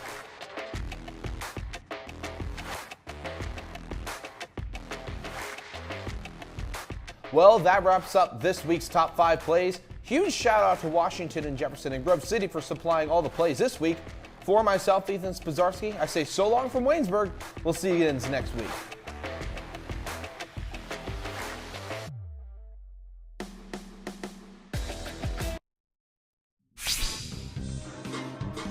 if you missed the first half, you have missed a fantastic game so far. Grove City going up first, and then W&J, last couple of minutes, 2 big touchdowns to take a 4-point lead going into halftime. The complete recap and the second half kickoff coming up with Austin Bechtel and Alex Terrett coming up next. From every corner of every county. Reporting in Pine Township. In Armstrong County. Reporting in Moon Township. In Dunbar, Fayette County. In Westmoreland County. In Murraysville. Wherever news happens that impacts you. The damage isn't isolated to just one area. Multiple communities have a mess to deal with, and KDKA is covering it all for you tonight. KDKA will be there. Reporting in Aspinall. In Canonsburg, Washington County. Reporting live in Cranberry Township. This is our newsroom. KDKA TV News. Iron City Ninja Party Zone is for everybody. We are a fun, innovative facility featuring a convenient, hassle-free, and fun environment for your next birthday. With exciting obstacles and Ninja Warrior courses, anyone can build strength and connect with friends. Our dedicated staff ensures every child enjoys a thrilling adventure while exploring our brand new facility. Ready for a challenge and unforgettable excitement? Contact us today for a one-of-a-kind birthday experience your kids will never forget. Quiet on set? No way. This is Jake's time to shine, and Ryan's, and our crew. Cameras, check. Drones, check. Checking that shot we just checked? Double check. We ain't got time to chill. We're out here capturing this action. This is when we get to work, to bring you every moment live, no matter what. Broadcasting changes everything. Transform how you experience the game with JRM Video Production. It's time to rediscover the original Voodoo Brewing Company pub in beautiful downtown Meadville. Enjoy world-renowned craft beer, delicious and unique cocktails made with our new lineup of VBC spirits and one-of-a-kind food items. Follow our Facebook and Instagram pages to stay updated on our series of live music. And if you're looking to take your celebration to the next level or host a private event, look no further than our production facility, only at Voodoo Brewing Company. It's Potomac Furniture's 75th anniversary sale. Celebrate our birthday with 40, 50, and 60% savings. Stop in today, Route 19 in McMurray, or visit PotomacFurniture.com. Furniture of distinction at a price you can afford.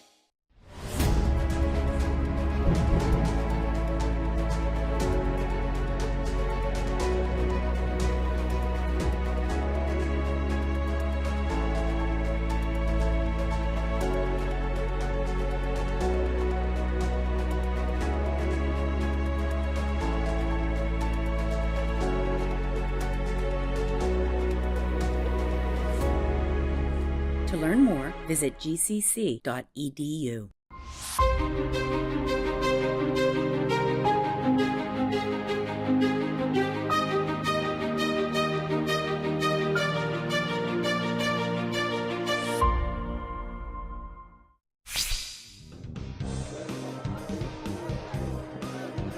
Welcome back to Washington, 20-16. The Presidents lead the Wolverines of Grove City.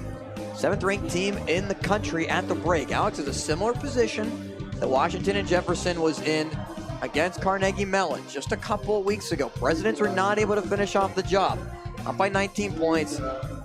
It was an avalanche that CMU delivered against W&J.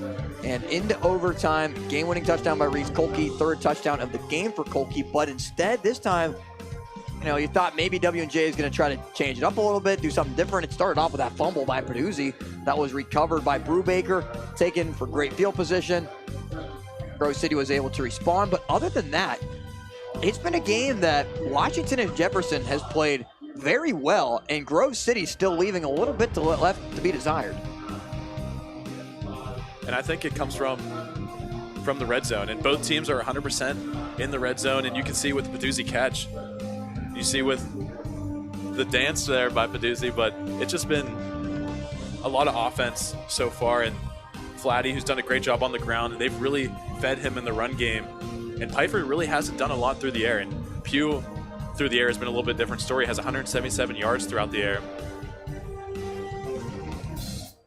So the first half stats, as it was capped off by the McCosco touchdown, his second of the game, gives McCosco overall, 6 receptions for 79 yards, along of 30. John Peduzzi also with 8 catches, 78 yards and a touchdown. He's been targeted 13 times.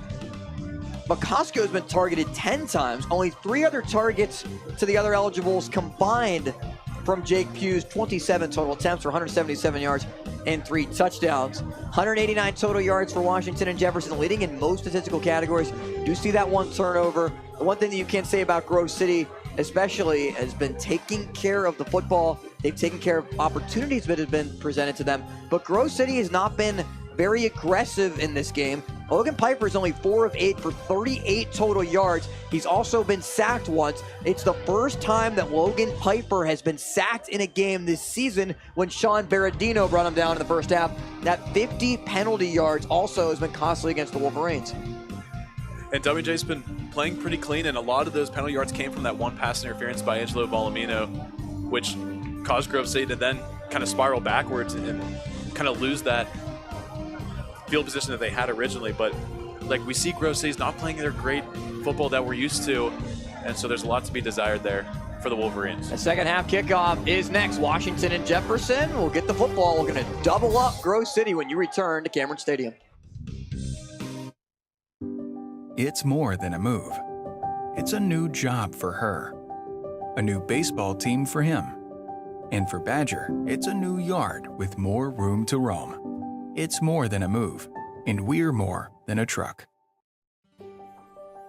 If you need insurance, you need an agency that's sharp. The Sharp Insurance Agency is an independent agency and distinguish themselves by providing face-to-face customer service and reviewing coverage to provide the best possible value for their clients. Hi, I'm Mike Sharp. Lean on my years of experience in the Pittsburgh area to find you the best insurance coverage, because when insurance companies compete, you win. The Sharp Insurance Agency. Contact us today to have your personal or business insurance professionally reviewed. At Leway, we understand the power of personalization. From hats to water bottles, our expert services include screen printing, embroidery, and a variety of promotional items. We also specialize in team sports gear. What truly sets Leway apart is our dedicated design team, including our talented on-staff graphic designers and exponential customer service. Choose Leway to make a lasting impression on and off the field. Trout Plumbing is a registered and insured master plumber that services the South Hills. They offer a variety of services, including camera inspection and dye testing. Trout Plumbing also offers a veteran and senior citizen discount. When in doubt, call the Trout at 412-983-8106. It's Potomac Furniture's 75th anniversary sale. Celebrate our birthday with 40, 50, and 60% savings. Stop in today, Route 19 in McMurray, or visit PotomacFurniture.com. Furniture of distinction at a price you can afford. High above Cameron Stadium, under the lights, prime time football in the President's Athletic Conference.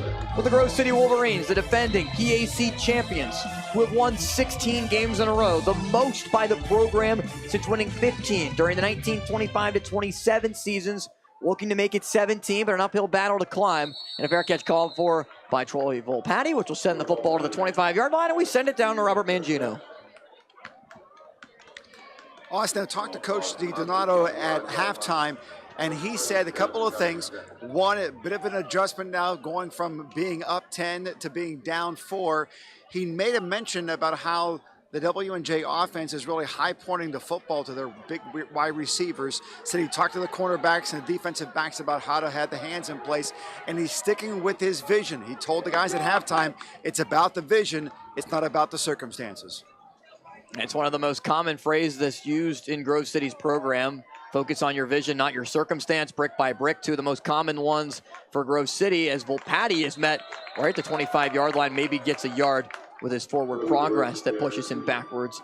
Good job by Bryce Spolnick to make the initial penetration.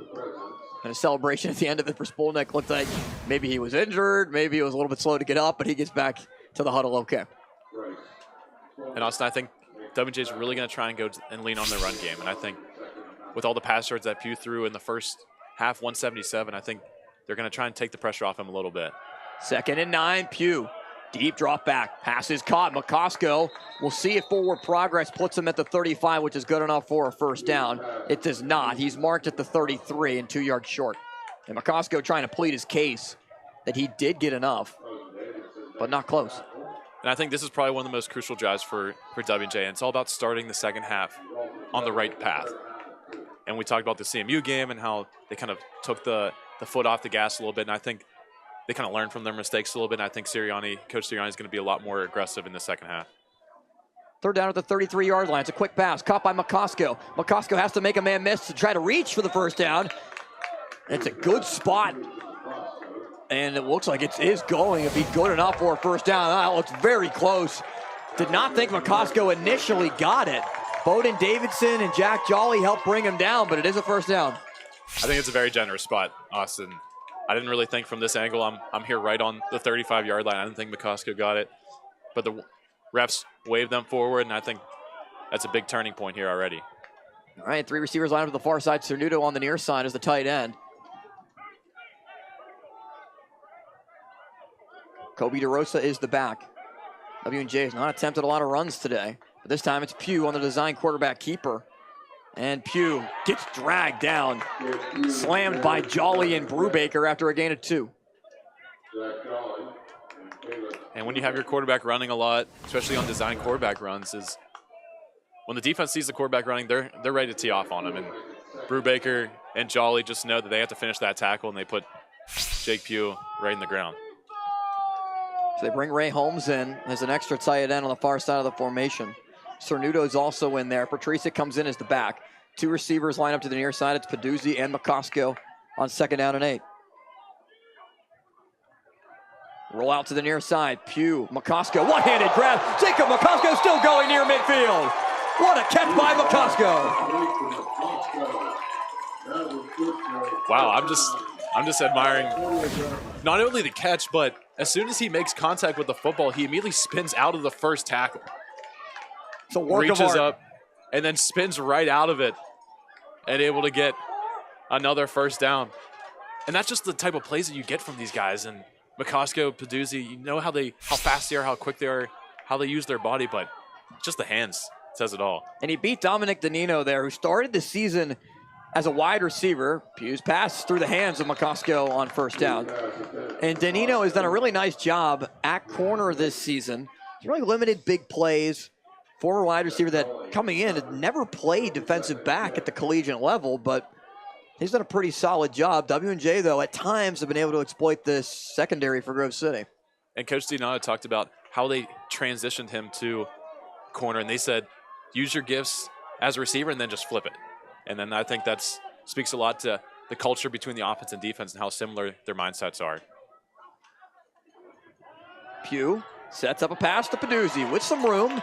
Peduzzi to the 45. Brubaker is able to bring him down, as well as Danino after a 7-yard pickup. This time into Grove City territory. And this is what W&J likes to do a lot, and that's have Peduzzi go in these little slip screens. They immediately send the tackles out, like Elijah Staub, to try and get on these corners and let Peduzzi have room to run. 3rd and 3 for Pugh. Full Patty's the back and stands to Pugh's left. Same 2 receivers in the pattern. It's Peduzzi as well as McCosco lined up on the near side. Pugh looking McCosco's way the whole time, and it was Danino who did exactly what you said, Alex. Look at the tendencies of the wide receiver as McCosco turned around, looked for the football, but Danino was there first. And Danino just breaks on this ball in such a explosive way, and you just see he's the first one to make contact with the football, not McCosco. And so as soon as McCosco even touches the football, it's already been redirected and kind of throws off that timing a little bit. But Danino doing what he does best, and that's reacting to the football. So W&J in no man's land at the 45-yard line, and 4th and 3 will elect to punt. Devin Wyan is standing on his own 40. It's a high snap. Wyan's able to corral it, nose down, able to get a high kick away. And a fair catch called for by Danino inside the 15-yard line at the 11. but it could have been disastrous for Washington and Jefferson. Presidents look to flip the field on the Wolverines. And we flip to our scores around the PAC with Westminster, a big win against St. Vincent, blanking the Bearcats 56-0. Waynesburg on homecoming defeats Bethany 34-14. Case Western in the third quarter is all over Teal 42-0. And Geneva leads Allegheny 20-0. And it's been an uphill battle for Allegheny. We will be there next week.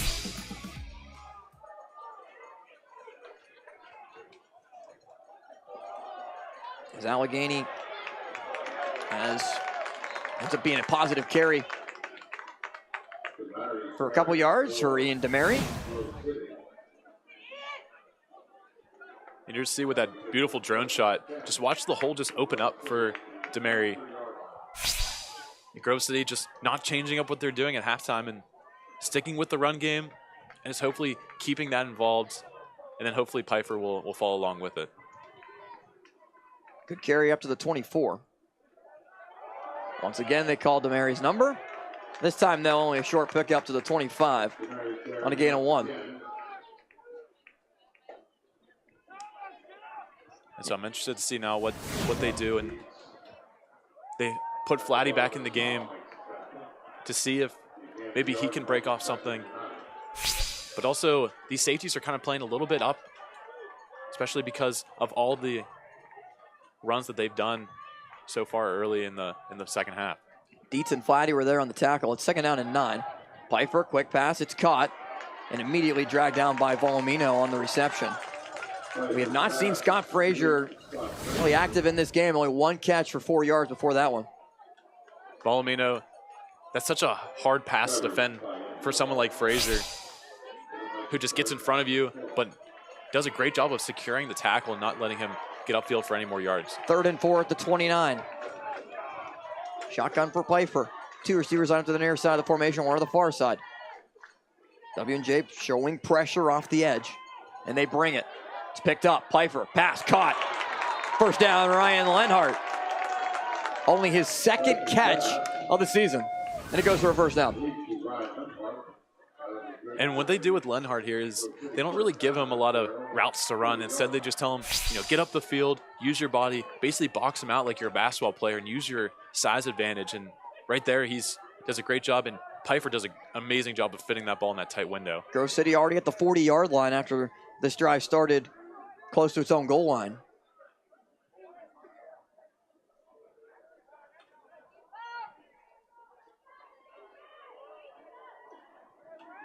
Pfeiffer with Flatty as the back. Once again, W&J brings pressure. It's picked up, and another pass caught by Frazier. This one good for a 1st down and 12 yards.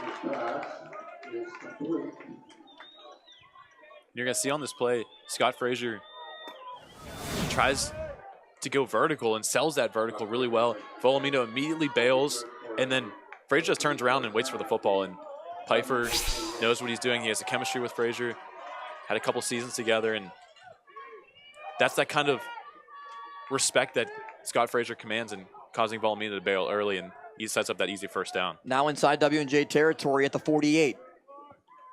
Sent Tamburino in motion. Pfeiffer steps up, looking for Frazier. 1-on-1, Frazier, he's got it! Down the sideline, out of bounds. Frazier down at the 12-yard line, a little bit slow to get up, but he sets up Grove City with great field position. And if you watch this play back, you'll see the safety not able to cover both sides of the field. Instead, Frazier does what he does best. And then you see Zakai Simmons has to go to the right side of the field to help out with those twins on the right side and leaves Scott Frazier 1-on-1 with Volumino, and that's such a tough ask to have as a DB. DeMary remains the back for Pfeiffer. 7.5 left to go 3rd quarter.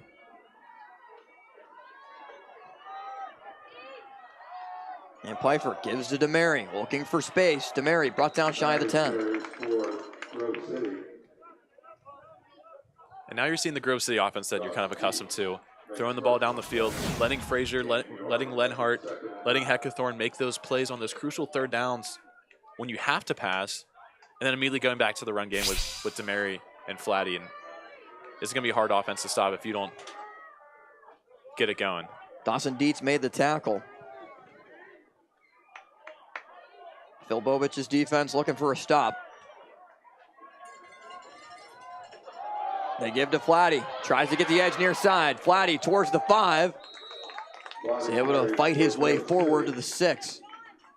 Justin Johns once again met him. Pfeiffer immediately gives us a Flatty. He recognizes that he has the advantage on the ground. But this is where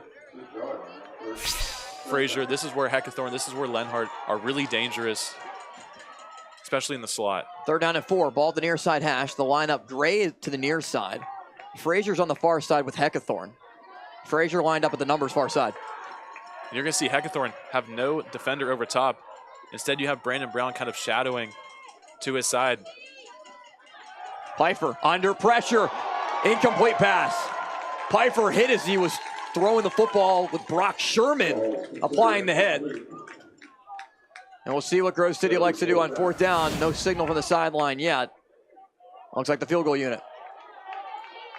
And I really thought Pfeiffer was going to go towards Heckathorn, who kind of had some room to breathe there, but instead kind of forces it to Gray. And I don't think Pfeiffer really anticipated Berendino to drop back in coverage, which kind of threw off the timing and also the pressure on the outside. Daniel Sullivan is on to attempt the field goal. He made a 42-yarder season long earlier today. This one a little bit more manageable though. Just 23. It's up and good. 5:45 still to go. 3rd quarter of play. Grove City makes it a 1-point game at Cameron Stadium. When the biggest newsmakers have something big to say, We're really testing the limits. This is hurting working families. This is a challenging moment. they say it to one station. The biggest interviews. KDKA TV. Expect more.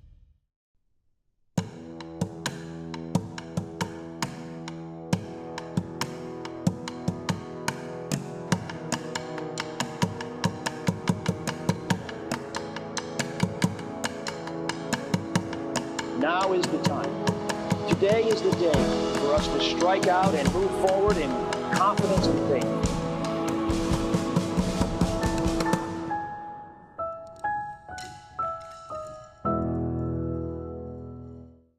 This Saturday, tune in to JRM Sports for PAC D3 college football as the Waynesburg Yellow Jackets battle the Allegheny Gators this Saturday live at 5 p.m. on JRM Sports YouTube and airing next day on KDKA+.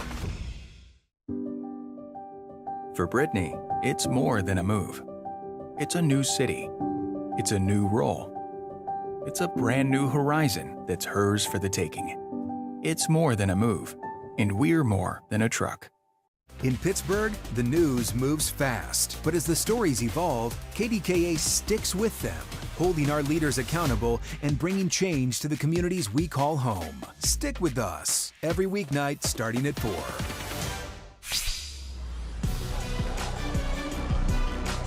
Still a 1-score game in Washington after Grove City elected to kick the field goal. 2nd made kick of the day for Sullivan.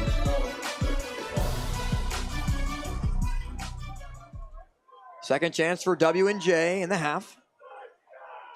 Drive killed a lot of the clock for Grove City. Taken by DeRosa at the 5. DeRosa past the 20, 25 flag comes in at the end of it.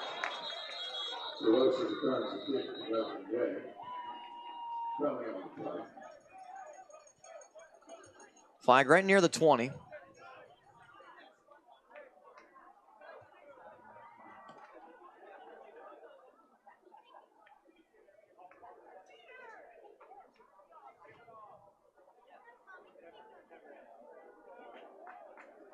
And here's the call. Multiple fouls on the play. Offside. Kicking team. Holding. Return team number 1. Re-kick. So the penalty is offset, and we'll act like it never happened and kick it again.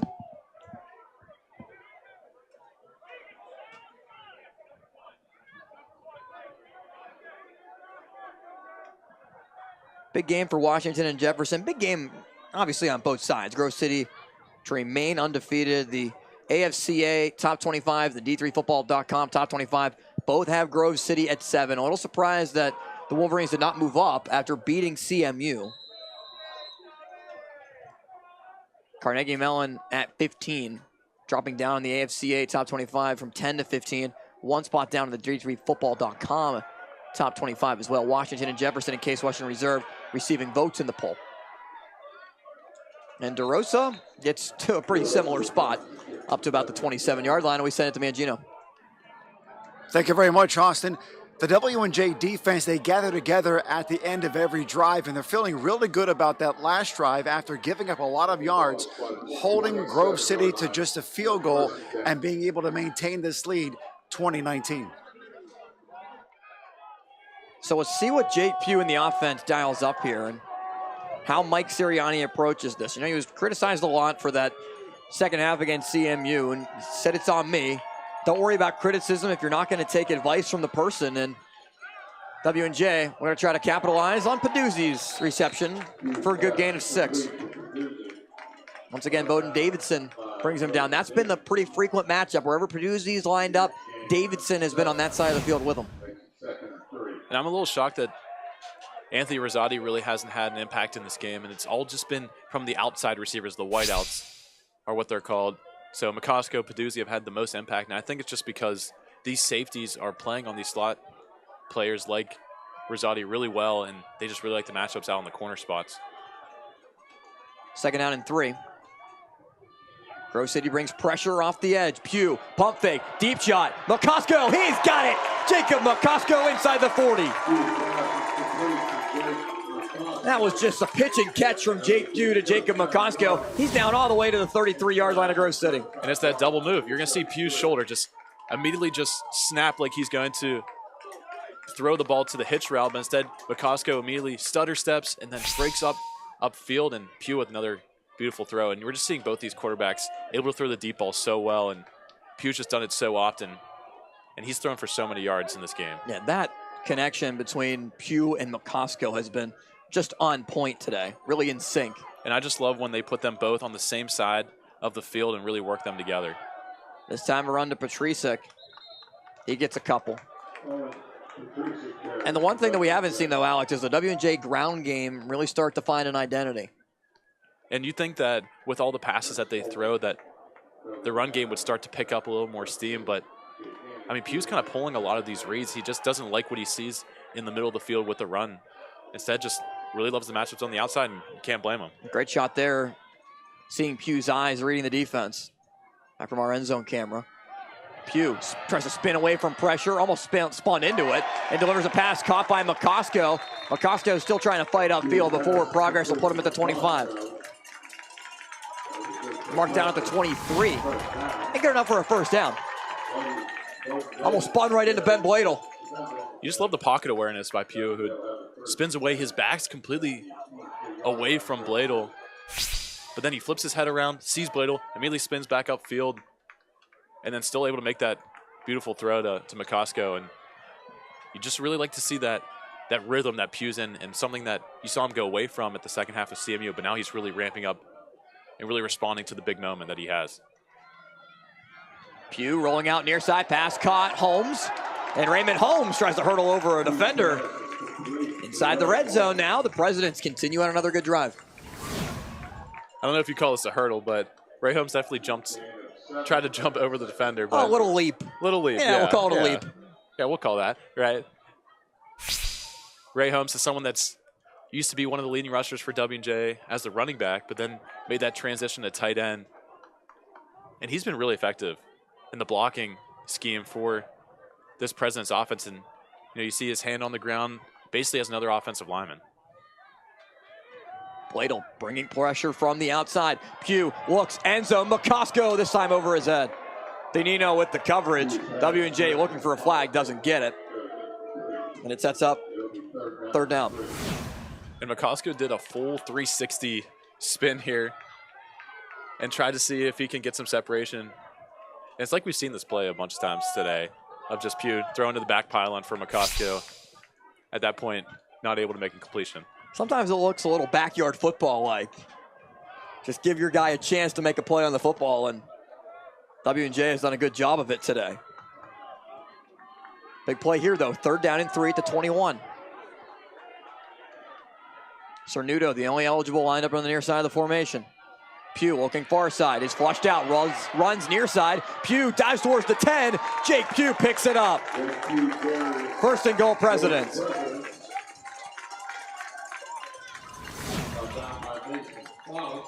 And they had Peduzzi, McCosker, Rosati all on the right side, and then Pugh just decides to spin out and take it for himself. And sometimes that's a great asset to have. And now both teams 100% inside the red zone. Let's see if that trend continues here with the Presidents. 2 minutes to go in the third quarter. Peduzzi and Rosati, the wide receivers to the near side. Again, one-on-one coverage, far side with McCosker. See it, W&J tries to isolate that. As Rosati was set in motion, and there's some miscommunication for W&J with 3 seconds on the play clock. And the Presidents called timeout. So W&J with 2 remaining. After the miscommunication, and Mike Sirianni wanted to set up this play correctly with 1:37 to go, and the Presidents up by 1, but looking to add on more. It's Potomac Furniture's 75th anniversary sale. Celebrate our birthday with 40, 50, and 60% savings. Stop in today, Route 19 in McMurray, or visit PotomacFurniture.com. Furniture of distinction at a price you can afford. At Loewe, we understand the power of personalization. From hats to water bottles, our expert services include screen printing, embroidery, and a variety of promotional items. We also specialize in team sports gear. What truly sets Loewe apart is our dedicated design team, including our talented on-staff graphic designers and exponential customer service. Choose Loewe to make a lasting impression on and off the field.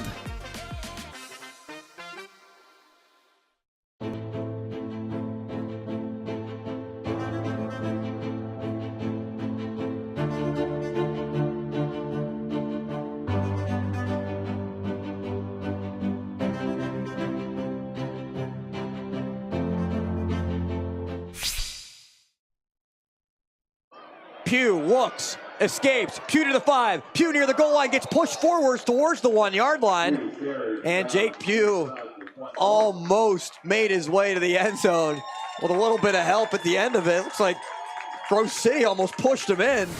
It'll be second and goal. Pugh does something similar here, doesn't like what he sees in the end zone, and just tucks and runs, but almost gets pinballed forward. If he could just extend with his arm to the pylon, that would have been a touchdown. DeRosa takes the direct snap, leaks over the pile. Kobe DeRosa, touchdown Washington and Jefferson. Kobe DeRosa takes the direct snap and goes all Air Jordan over the pile for the touchdown. I don't know if any of the viewers at home caught this, but watch Pugh be the motion man behind Kobe DeRosa, who takes the direct snap, and he hung up on top of the pile for a long time and able to get that ball just far enough to cross the plane. W&J extends the lead. Extra point from Devin Wyan on a good snap and a good hold with a kick. Up and good.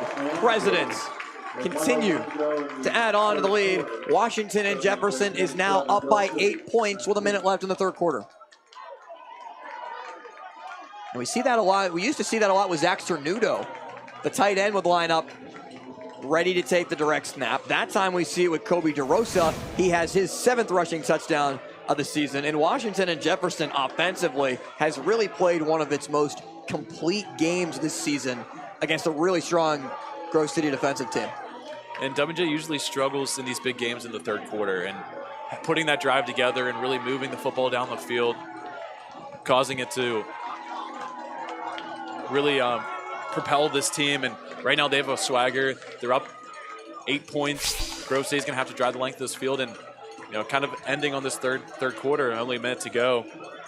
Time's kind of ticking for Grove City. So you wonder, if you're Grove City and you're watching from this perspective, why would Grove City kick the field goal, which ended up making it a 1-point game? Well, Washington and Jefferson able to score the touchdown there. Now, it's still a 1-possession game. Like, if you go for it on 4th down, don't get it, and then W&J goes down and scores a touchdown, 2-possession game. Now, if you want to look at a silver lining from the Grove City perspective, it is a 1-possession game, but you'll need a 2-point conversion.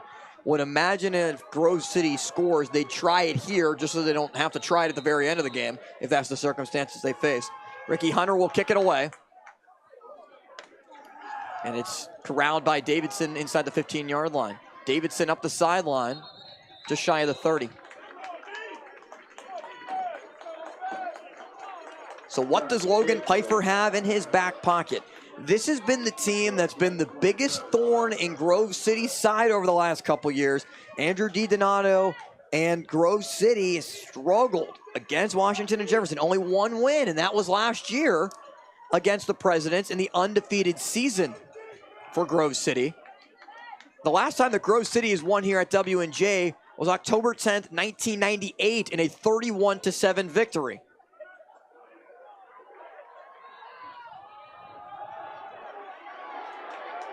Not much room for Flatty. Only able to pick up a yard.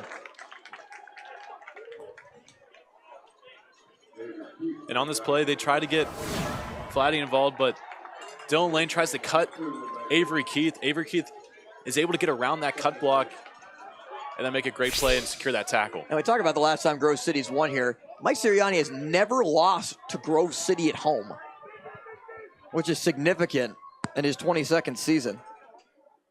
An 809 winning percentage in his career.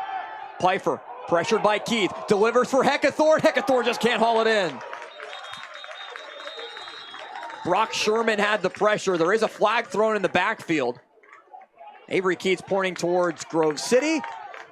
And that seems to be the indication, potentially a holding call. Close to roughing the passer as well. Here's the decision. Holding. Offense, number 67. 10-yard penalty from previous spot. Second down.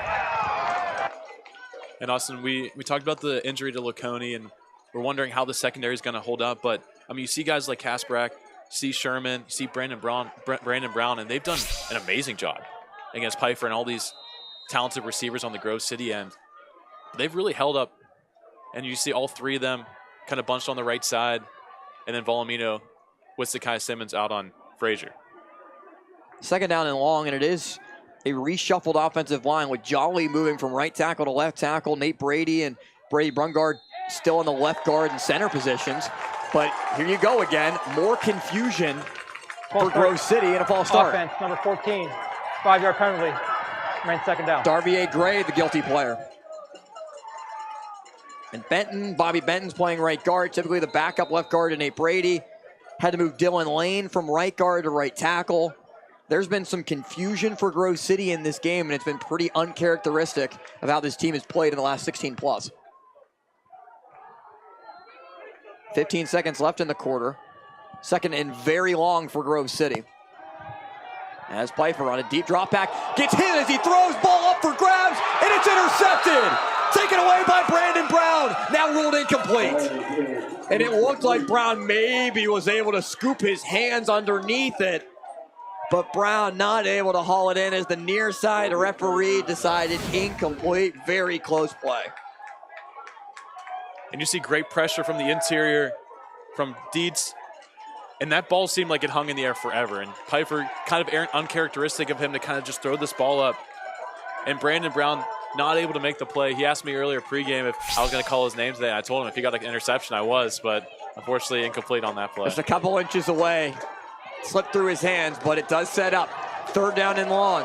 Grove City needs to get to the 37-yard line to convert 56% of the season on third down, but has a man wide open. It's Gray, and Pfeiffer overthrows him. It looked like Mason Kasprack slipped because Gray was wide open near the numbers that Pfeiffer could have found him. Pfeiffer threw it closer to the hash marks, and Gray didn't have a chance. And talk about that could have changed the entirety of this game. And Gray had so much room. You see him so wide open because Kasprack fell down. If Pfeiffer is able to deliver a good ball, I think that's going to be a 90-yard score. It's probably a touchdown. Huge missed opportunity for Grove City. Dan Barabay will have to punt from his own end zone. Anthony Rosati is standing at midfield. Barabay, good rush from W&J, doesn't get there. There is a flag thrown in the backfield, and Rosati calls a fair catch at the 48. A 4th and 24 play. Well, the flag down and 000 is on the clock.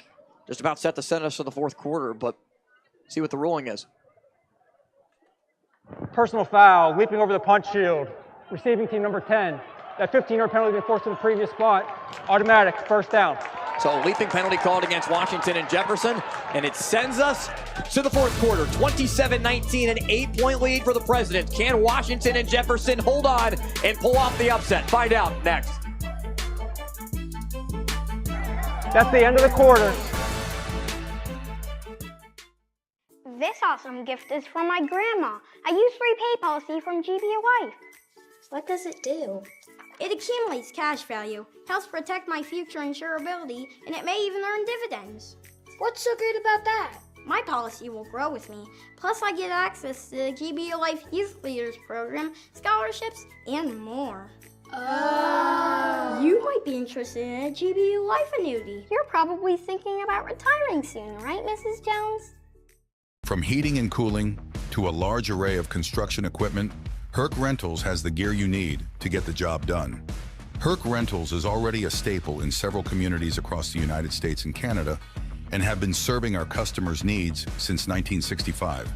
With a catalog of equipment that spans the spectrum of almost every kind of solution you can think of. To learn more about Herc Rentals, visit hercrentals.com or call us at 1-888-777-2700. This Friday, the Steelers High School Showcase Game of the Week, presented by Giant Eagle, Pittsburgh Post-Gazette, and Spread Group, concludes with a battle in the jungle as the South Fayette Lions take on the Moon Area Tigers. Friday night at 7 on KDKA+. When you step through that door or shake their hands, will you be prepared? When you stand up for a client or walk into that meeting, will you be ready to prove to them that you deserve to be there? When you come to Washington and Jefferson, you will be.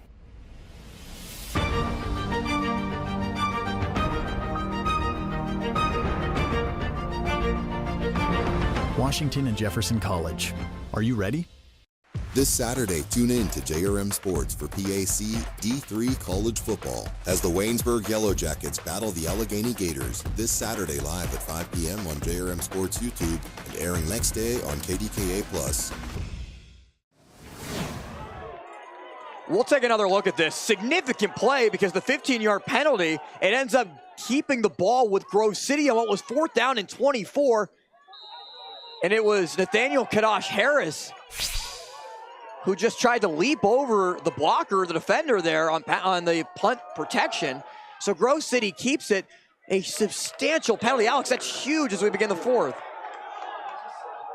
And that's just an unnecessary thing to have. And, you know, Kadosh Harris obviously trying to make a play, but, you know, the ball's kind of already away at that point. And now to give Grove City the ball on a 4th and 24, now they have 1st and 10, and you just let them have new life. And you could have started working on the dagger for your offense, but now it's the opposite. Got the clarification at the end of the quarter as multiple flags come in on the Flatty run, which goes for a first down. Already picked up 5 on first down. It's a gain of 7, but pointing towards a hold in the backfield. Holding. Offense, number 60. 10-yard penalty. 2nd down. And Mike Sirianni was really upset after that punt, and it didn't really seem clear that it was going to be Washington and Jefferson football or Grove City football. It seemed like there was a debate as to what was going to happen. We found out during the change in quarters that Grove City would retain the football, obviously on the 15-yard personal foul. But just a huge penalty that you just can't have on 4th and 24. That could change the entire complexion of this fourth quarter. And he talked about this being a one-possession game, and it's still a one-possession game, and Grove City has the football now to try and tie it up. So now backed up after the hold. It's 2nd down and 15. Pfeiffer throws towards the near side. 1-on-1. Sullivan reaches up but cannot hold on. Daniel Sullivan had his hands on it for a while, but Mason Kasprak was able to close in, knock the ball loose, and set up now 3rd and long. I'll tell you what, Logan Pfeiffer has so much respect for his receivers and so much confidence in his receivers. There was no play here by Sullivan, but Sullivan tries to go up high point it. We talked about how W&J receivers have high pointed the football, but trying to see if Grove City receivers can do the same thing, and that's a great pass breakup. 3rd down and 15. W&J trying to be the 12th man as Grove City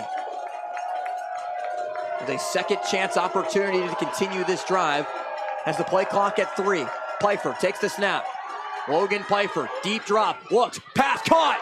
reception made Ryan Lenhart. It's his third of the year, and it seems like every time that Ryan Lenhart makes a catch, it goes for a first down, and it's a big play to sustain drives.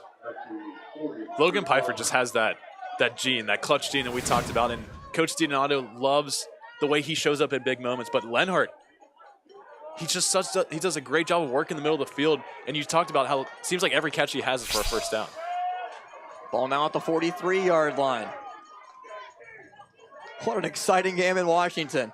Austin Bechtold, Alex Terrett, and Robert Mangino alongside from Cameron Stadium in a one-score game, 27-19. Washington and Jefferson has the number 7 team in the country on the ropes. But Grove City trying to threaten, and another good run. It's Flatty, one of his best of the day. As Grove City's running attack has been solid at times, but also has been bottled up by this stout defensive front for Washington and Jefferson. The Flatty carry goes for 12 and into President's territory. And this is just the recipe that they use. And that's daily dose of Flatty on first and second down, and then Pfeiffer just makes great plays on third. And now with Flatty kind of heating up, their pass game kind of doing what it needs to, this is exactly what you want to see for Grove City. Pfeiffer once again gives to Flatty. Flatty uses good vision to make his way for 8 yards.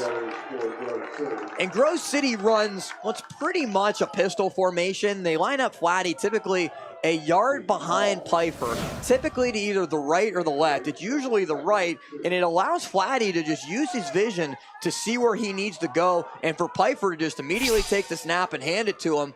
It's a pretty in-sync play compared to running under center. And the pistol formation is great for this type of team, and you're going to see Flatty kind of shade direct a little bit to the right of Pfeiffer and usually help him out in pass block. Gets another call. First down and more. Flatty towards the 30. Dropped at the 31-yard line. Valentine and Johns were there. Brandon Brown, though, is the one that makes the tackle. Here comes Grove City, brick by brick on this drive, really starting to take advantage. And you're kind of just waiting for Flatty to kind of break one loose, and he's kind of knocking out the door. Those last 3 carries have gone for big gains. And it's kind of just, when is it going to happen for Grove City? Another give to Flatty. This time he's bottled up at the 30-yard line after only a pickup of 1. Multiple different defenders, including Dawadu, were there. And now we talked about that field goal that Grove City kicked earlier, last quarter, but to kind of keep it a one-possession game. So the question is, does Grove City, is this 4-down territory for them? And we're seeing just whenever Grove City does throw the football, it's a lot of slant routes. Andrew DiDonato likes slant routes. He actually quoted Peyton Manning saying that it was Peyton Manning's favorite concept being levels, and it's really hard to defend a 5-yard slant. As we see Pfeiffer step up and knock down. No room to go. Sean Berardino drops him. Aiden Thomas is the one to also collapse in. Thomas is the one that registers the sack. He officially is credited with the 2nd sack of the game for W&J. Pfeiffer just holding on the ball a little too long. Lets Aiden Thomas and Sean Berardino really collapse in on the pocket.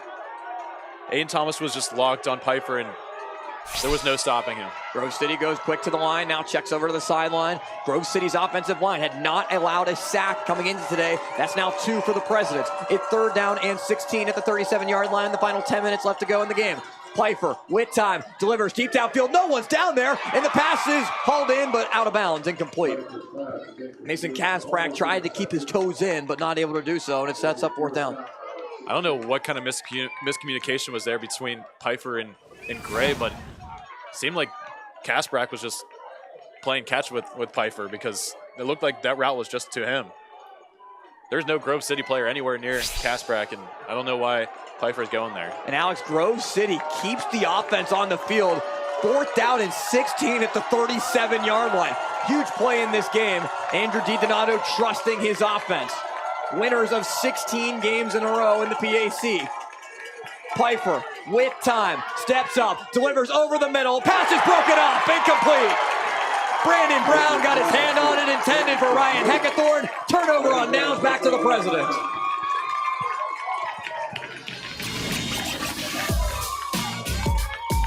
Ryan head to Thorne had no chance. Double covered. Brandon Brown, huge play. W&J takes over, leading by 8.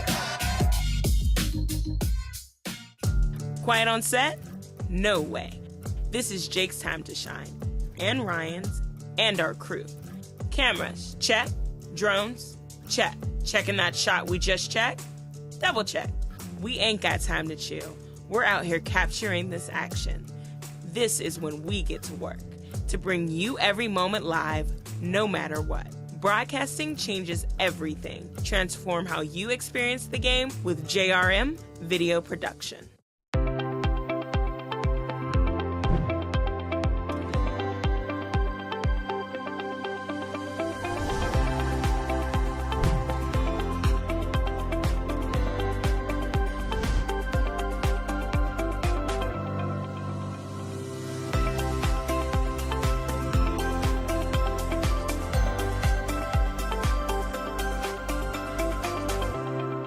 Pursue your calling at Grove City College.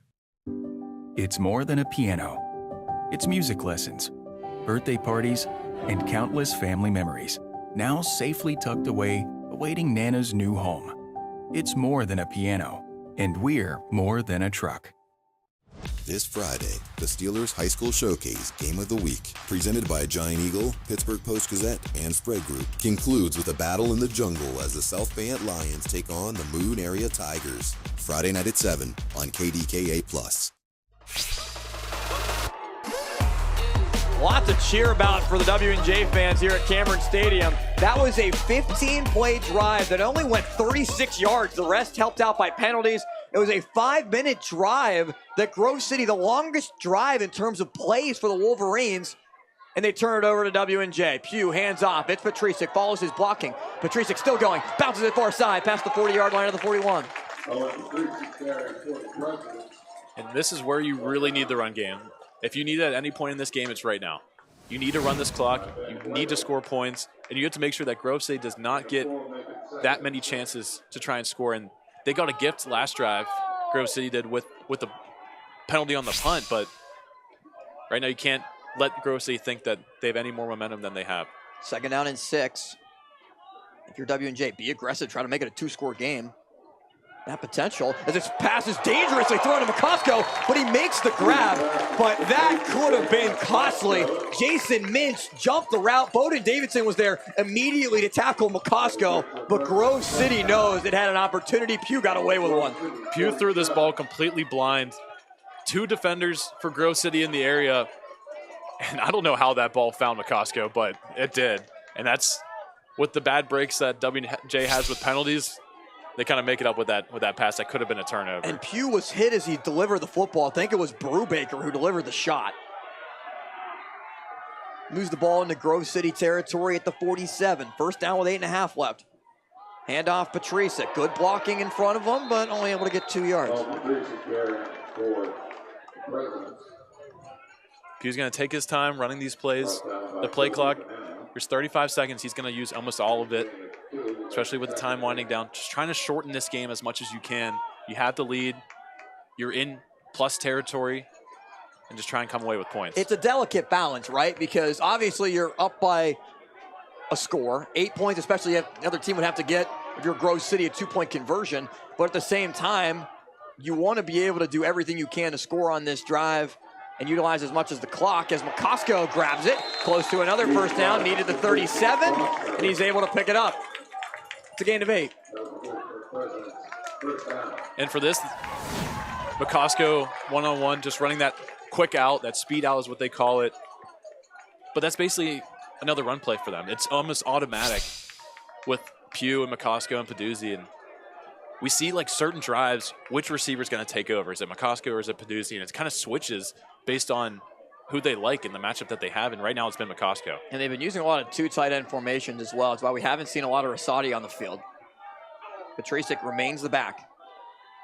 Steady runner. Patricic tries to make one cut. Loses the football. Ball out. Who's got it? Grove City pointing at the Wolverines. Have it. There's a scrum at the bottom of the pile as Owen Patricic coughed it up. Grove City football. The Wolverines take over at the 37. And another break for Grove City handed to them by the Presidents. And I'm just in shock because you have everything going for you. You know you're going to run the football. You have to hold on with two hands. You know Grove City is going to try and punch the football out. You know that's their number one priority. They're going to keep you up in the air as long as you can and just punch the ball out. And it just takes one. In this game, Grove City's been given gift after gift to come back in this game, and they need to utilize it at some point. Shea Aiken forced it out. Kobe Bonanno recovered it from his nose tackle position. First down and 10 for Grove City. Pfeiffer, pistol, takes the snap, gives it to Flatty. Flatty falls forward to the 41.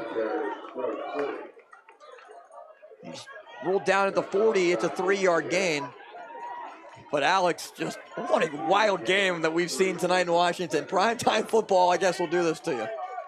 It's just like the sloppiness of some of these offensive plays that we've seen, and just seems like a lot of errors happening, unforced errors. 3 receivers line up far side. Really impressive game for Ryan Heckathorn today. He lines up in the slot. Frazier isolated to the near side of the formation, guarded by Volumino. Pfeiffer looks far side, quick pass, it's caught.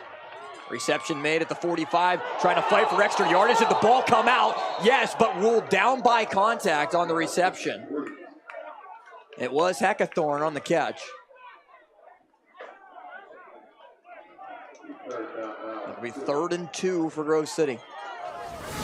Whoever's carrying the football, they gotta be ready for a fist fight, because everyone's punching the football out, and you're gonna see Heckathorn gets stood up a little bit, and then everyone's just trying to keep him up and try and punch the football out, which they just saw with the Patricic fumble. 2 fullbacks in the formation for Grove City on 3rd down. High snap, they give to Flatty. Flatty is able to make his way for a first down. He's up to the 48-yard line.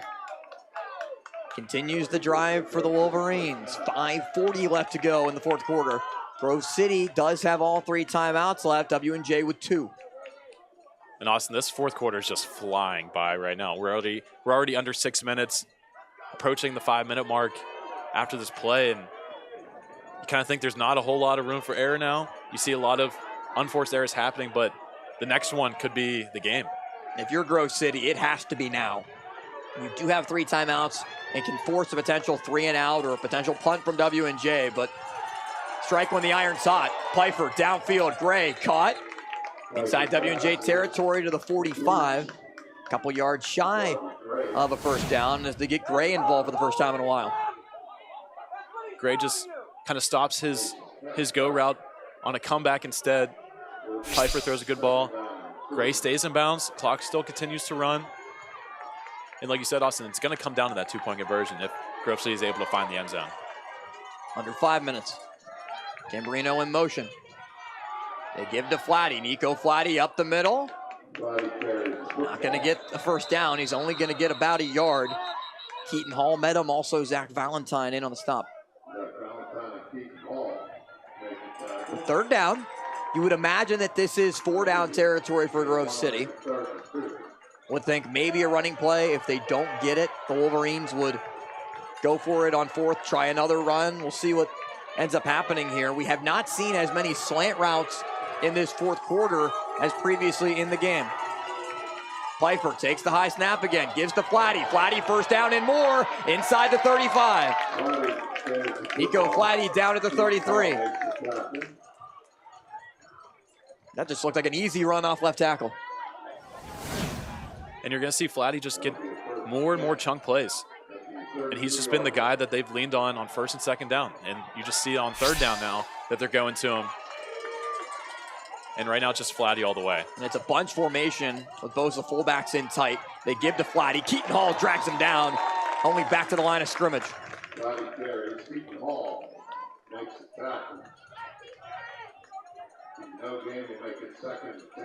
So 2nd down for Grove City. It was a critical drive, and obviously Grove City runs a lot of the same plays, a lot of similar plays, a lot of the similar ways that they rush, whether it's to the left, to the right, similar type of blocking styles, but they do it so effectively that it's been critical for them during their PAC championship season last year, and also being able to come back when they need to and capitalize on opportunities. 3 minutes to do so here. Pass over the middle is caught. It's Heckathorn. Heckathorn at the 30-yard line. Piper's pass complete for 4 yards. Brandon Brown made the tackle and another all-important third down. It's an interesting look that what WJ defense is giving to Grove City, and Brandon Brown's shading over towards Lenhart. They're kind of double covering Lenhart, but Heckathorn has that first 5 yards without anybody touching him, and Piper recognizes that, able to deliver that football really early. Grove City has 3 timeouts and the 2-minute timeout still to go. We'll have to focus on getting a touchdown and a 2-point conversion to tie it. Down by 8. Piper looking over the middle. Pass is incomplete. He was trying to connect with Lenhart. What a contact, and there's a flag thrown. Zakai Simmons had the coverage. It looked like both players were hand fighting. And Simmons just got up from his feet, put his hands up in the air, and there's now a conference at the 15-yard line to determine what the result of this flag might be. Austin, that's just such a late penalty, and I think they're debating whether or not they pick this up.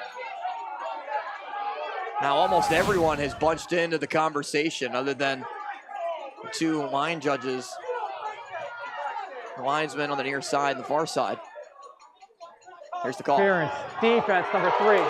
Ball will be placed at the spot of the foul. Automatic, first down. Spot foul on the call, which will move the ball up to the 21-yard line. What do you see there, Alex? They just get Simmons, a little bit of grab. But like you said, Austin, there's a lot of hand fighting happening. And it's just you kind of either have to let them play it out or throw a penalty on both, and they just get Simmons. Another first down given to Grove City due to penalty. Check to the far side. Piper has the call. Under pressure, delivers towards the end zone for Gray, and it's incomplete.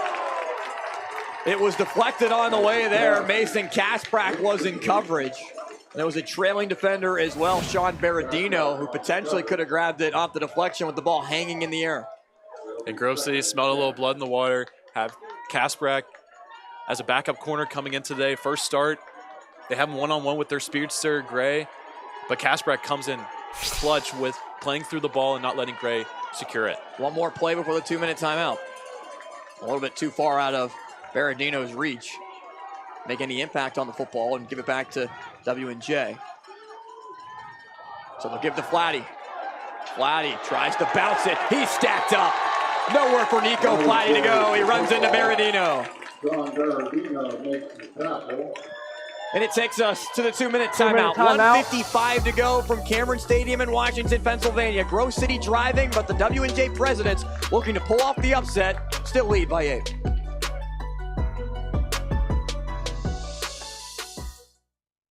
It's time to rediscover the original Voodoo Brewing Company pub in beautiful downtown Meadville. Enjoy world-renowned craft beer, delicious and unique cocktails made with our new lineup of VBC spirits and one-of-a-kind food items. Follow our Facebook and Instagram pages to stay updated on our series of live music. And if you're looking to take your celebration to the next level or host a private event, look no further than our production facility, only at Voodoo Brewing Company.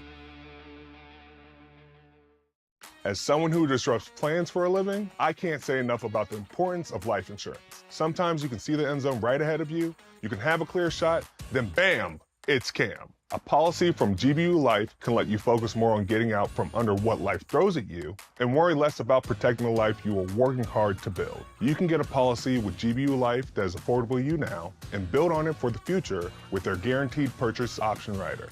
Get started protecting the life you are building today at gbu.org. Iron City Ninja Party Zone is for everybody. We are a fun, innovative facility featuring a convenient, hassle-free, and fun environment for your next birthday. With exciting obstacles and Ninja Warrior courses, anyone can build strength and connect with friends. Our dedicated staff ensures every child enjoys a thrilling adventure while exploring our brand new facility. Ready for a challenge and unforgettable excitement? Contact us today for a one-of-a-kind birthday experience your kids will never forget. If you need insurance, you need an agency that's sharp. The Sharp Insurance Agency is an independent agency and distinguish themselves by providing face-to-face customer service and reviewing coverage to provide the best possible value for their clients. Hi, I'm Mike Sharp. Lean on my years of experience in the Pittsburgh area to find you the best insurance coverage, because when insurance companies compete, you win. The Sharp Insurance Agency. Contact us today to have your personal or business insurance professionally reviewed. Great shot of the moon. Was a full moon yesterday. Weird things happen when there's a full moon. Not so much today, but there have been some odd things that have occurred in this game. There's been a lot of penalties. 8 on Grove City for 75 yards, 4 on W&J, only 4 for 44 yards, but they've been costly at times. As Grove City looks to try to take advantage with 1:55 remaining and 3 timeouts. Grove City, 8 of 16 on the day on 3rd down. Facing 3rd and 10. Design quarterback run. Piper has nowhere to go. He's taken down by Avery Keith, who read it well. And it brings up 4th down. Grove City still has all 3 of their timeouts. This isn't the end of the football game, but this will make it really close if they can't convert. Here we go, 4th down for Grove City. Piper facing pressure, pass delivered, incomplete. Trying to connect with Gray on the far side. Mason Kasprack on the coverage. Washington and Jefferson takes over with 1:24 to go. And Alex, 1 first down for W&J can win it. But you know that Patricia coming off the fumble, you know that they're going to try and keep the running back upright, try and force him to make an errant play. And there's the 12th man, the hype man, here at Washington and Jefferson, getting everybody fired up. You need a good hype man at college football games. Wherever you are, you need a good hype man. And he's hyped up as W&J has the football at the 19.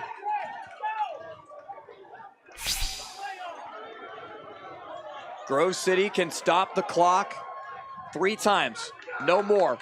DeRosa to the 20, and a timeout called by Andrew G. Donato. Pressure is self-imposed, according to Mike Sirianni of Washington and Jefferson, and you try not to apply much on yourself. Other people might apply it. There's not much that you can do about that, but W&J 1 first down can end this thing. Next week, we will be at Allegheny. 5 o'clock matchup between the Waynesburg University Yellow Jackets and the Allegheny Gators. Catch it on JRM Sports next Saturday and the next day on KDKA+. Also, the final week of high school football before the playoffs is South Fayette battles Moon. It's a 5A Allegheny 6 matchup between the 2 teams, the Lions and the Tigers. Might be some Bears involved too. Oh my, the Steelers High School Football Showcase Game of the Week on KDKA+, 7 o'clock.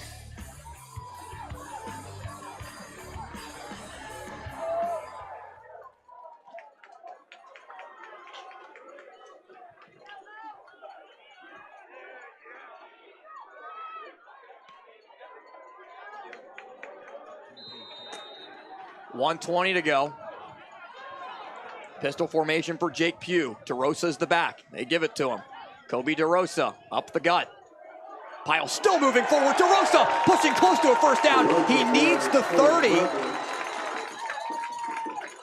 It's going to be close. W&J signaling that it's enough. If so, that would be it. But it looks like it's going to be 3rd down, just a yard shy. Great run for Kobe DeRosa of about 8-9 yards. And it's rolled a first down. Washington and Jefferson moves the chains and will move the standings into a new direction with the Presidents bound to take down the 7th ranked team in the country. And the Presidents can start to feel it now. 1:10 on the clock. Grove City uses the timeout, and that will do it. Hugs in celebration on the W&J sideline. They've heard the flack. If you're here around W&J, you've heard in the last couple of years the notion of needing to win a big game, get back to President's football and all that it's about. And this a huge step in that direction. especially after coming off the Carnegie Mellon loss. And then you come in, you can see Justin Johns there, this was his mission, to come back and kind of redeem this team and kind of change the outlook on the season. Because in W&J, if you get 2 losses on a season, that's a disappointment. You don't win the PAC, you don't move to the national playoffs. So this is one of the biggest moments of this season to take care of a team like Grove City, who's been undefeated since the start of last season. And things are going to get a lot more complicated, Alex. The season is obviously not over for Grove City. They have a lot still in front of them, and possible that could happen this season. And the best formation for any team, victory formation, as Jake Pugh takes a knee. Andrew DiDonato calls timeout. Why not? See if there's a bad snap on the exchange. You never know what could happen, but 2 more snaps, and the game is officially in the history books. So just looking at the standings, Grove City entered 5-0 undefeated. This would leave Case Western Reserve as the only undefeated team left in the PAC. W&J will play Case on November 2nd.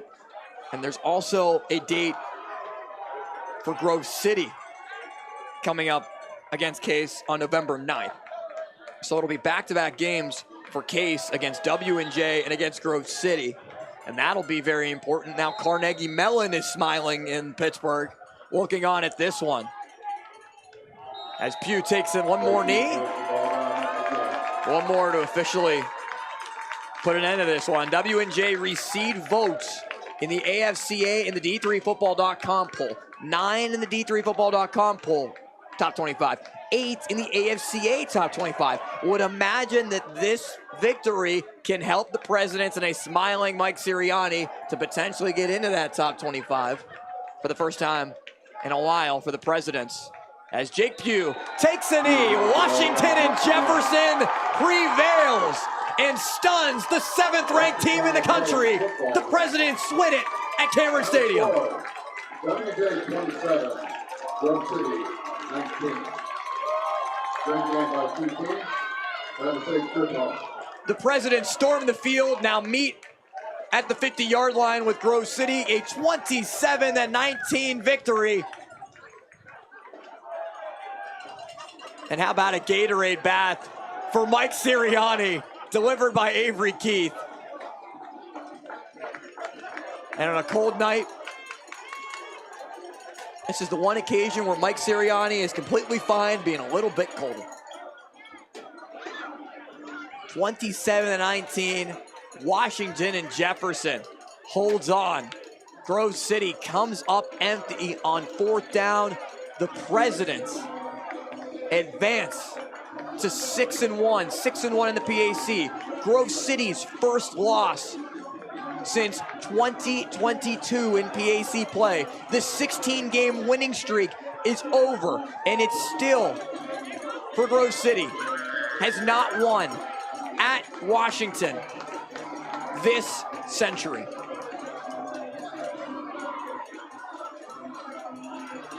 A terrific performance for Jake Pugh, helping to lead the Presidents to a huge victory in the PAC. He's standing by with Robert Mangino.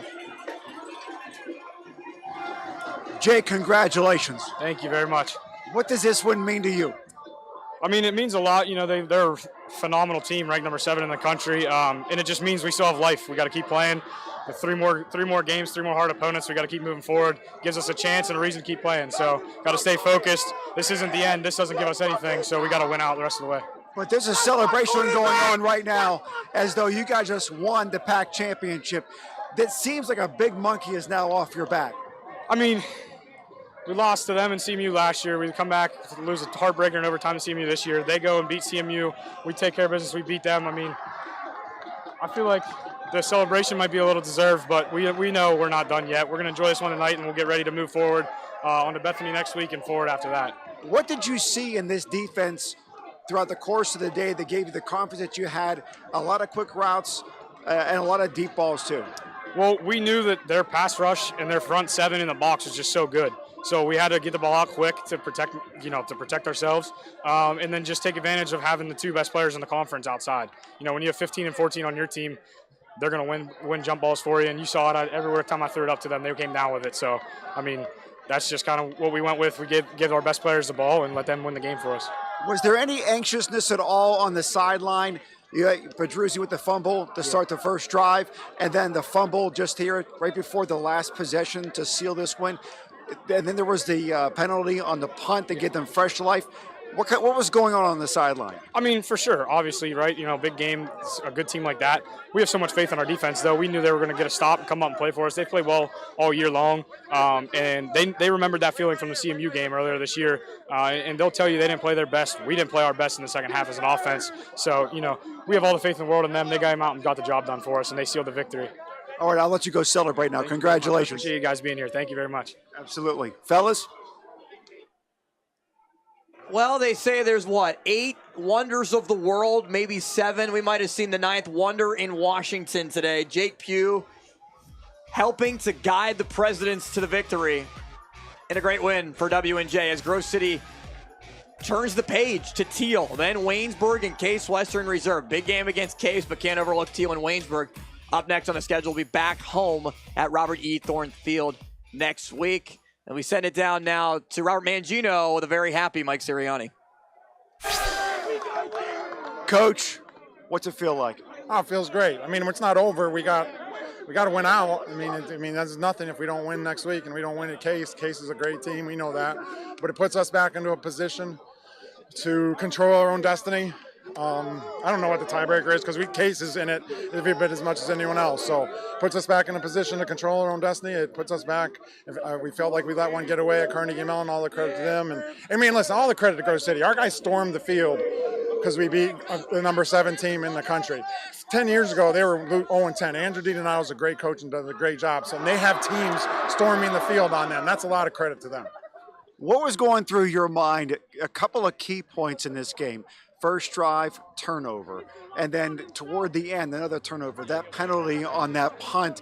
Were you beginning to think, oh my goodness, this is going to happen to me again? Yeah, I mean, that you're human. That's natural. You're snake bitten. You can't, when things happen, they happen. And, the fumble, I think the fumble early, they stripped us. And the fumble late, they're a good team. The punt, that's just not smart football on our part. But I'll give credit to our guys. They hung in there. The D made plays. We got that first down at the end, and we'll take it. I'll take it. I don't know. You guys out. I promised them I'd shave my head after because my brother did last week for the Eagles. So I haven't even told my wife yet. So I might need a place to stay tonight. She might not let me come home. We may have to run some video on that one too. Oh God, Jake, I look terrible. Player of the game today. What did he mean to you on offense today? I mean, he means everything. He carries us. He not only the stuff he does on the field and the throws, but he makes suggestions. He's a coach's kid, or his uncle's the OC for the Raiders, that Gutsy, and he's so smart that he's able to make suggestions. Just a great leader. He won the state championship at Thomas Jefferson. And hopefully, he can lead us to a championship this year. Once you shave your head, you may want to consider saving those clips and turning it into a fundraiser for the boosters. I could do that. Like I said, I might need somewhere to stay tonight. My wife is going to be mad. Congratulations. Thank you. Fellas. Thanks, Coach, and thanks to Jake Pugh. Talking to Jake Pugh before the start of this season, they all knew that this team was capable, that they had a real opportunity to be able to do damage in the PAC and be able to win a PAC championship, and knew that this was one significant hurdle that they had to get over to be able to accomplish it. And they did. Washington and Jefferson is next against Bethany, then at Case Western Reserve, and also at Allegheny as the regular season starts to come to an end, and we really look to see what could happen as looking at the PAC standings. Case Western Reserve, the only undefeated team in the PAC. Grove City now 5-1. Washington and Jefferson 6-1. Carnegie Mellon off this week. They're at 5-1. Looking on as W&J pulls off a stunner against a Grove City team that came in winning 16 in a row. Andrew DiDonato drops to 1-7 against Washington and Jefferson.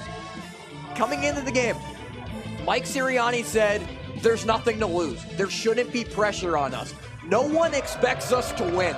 So why not go out there, play free, play confidently, and go out there and take care of business.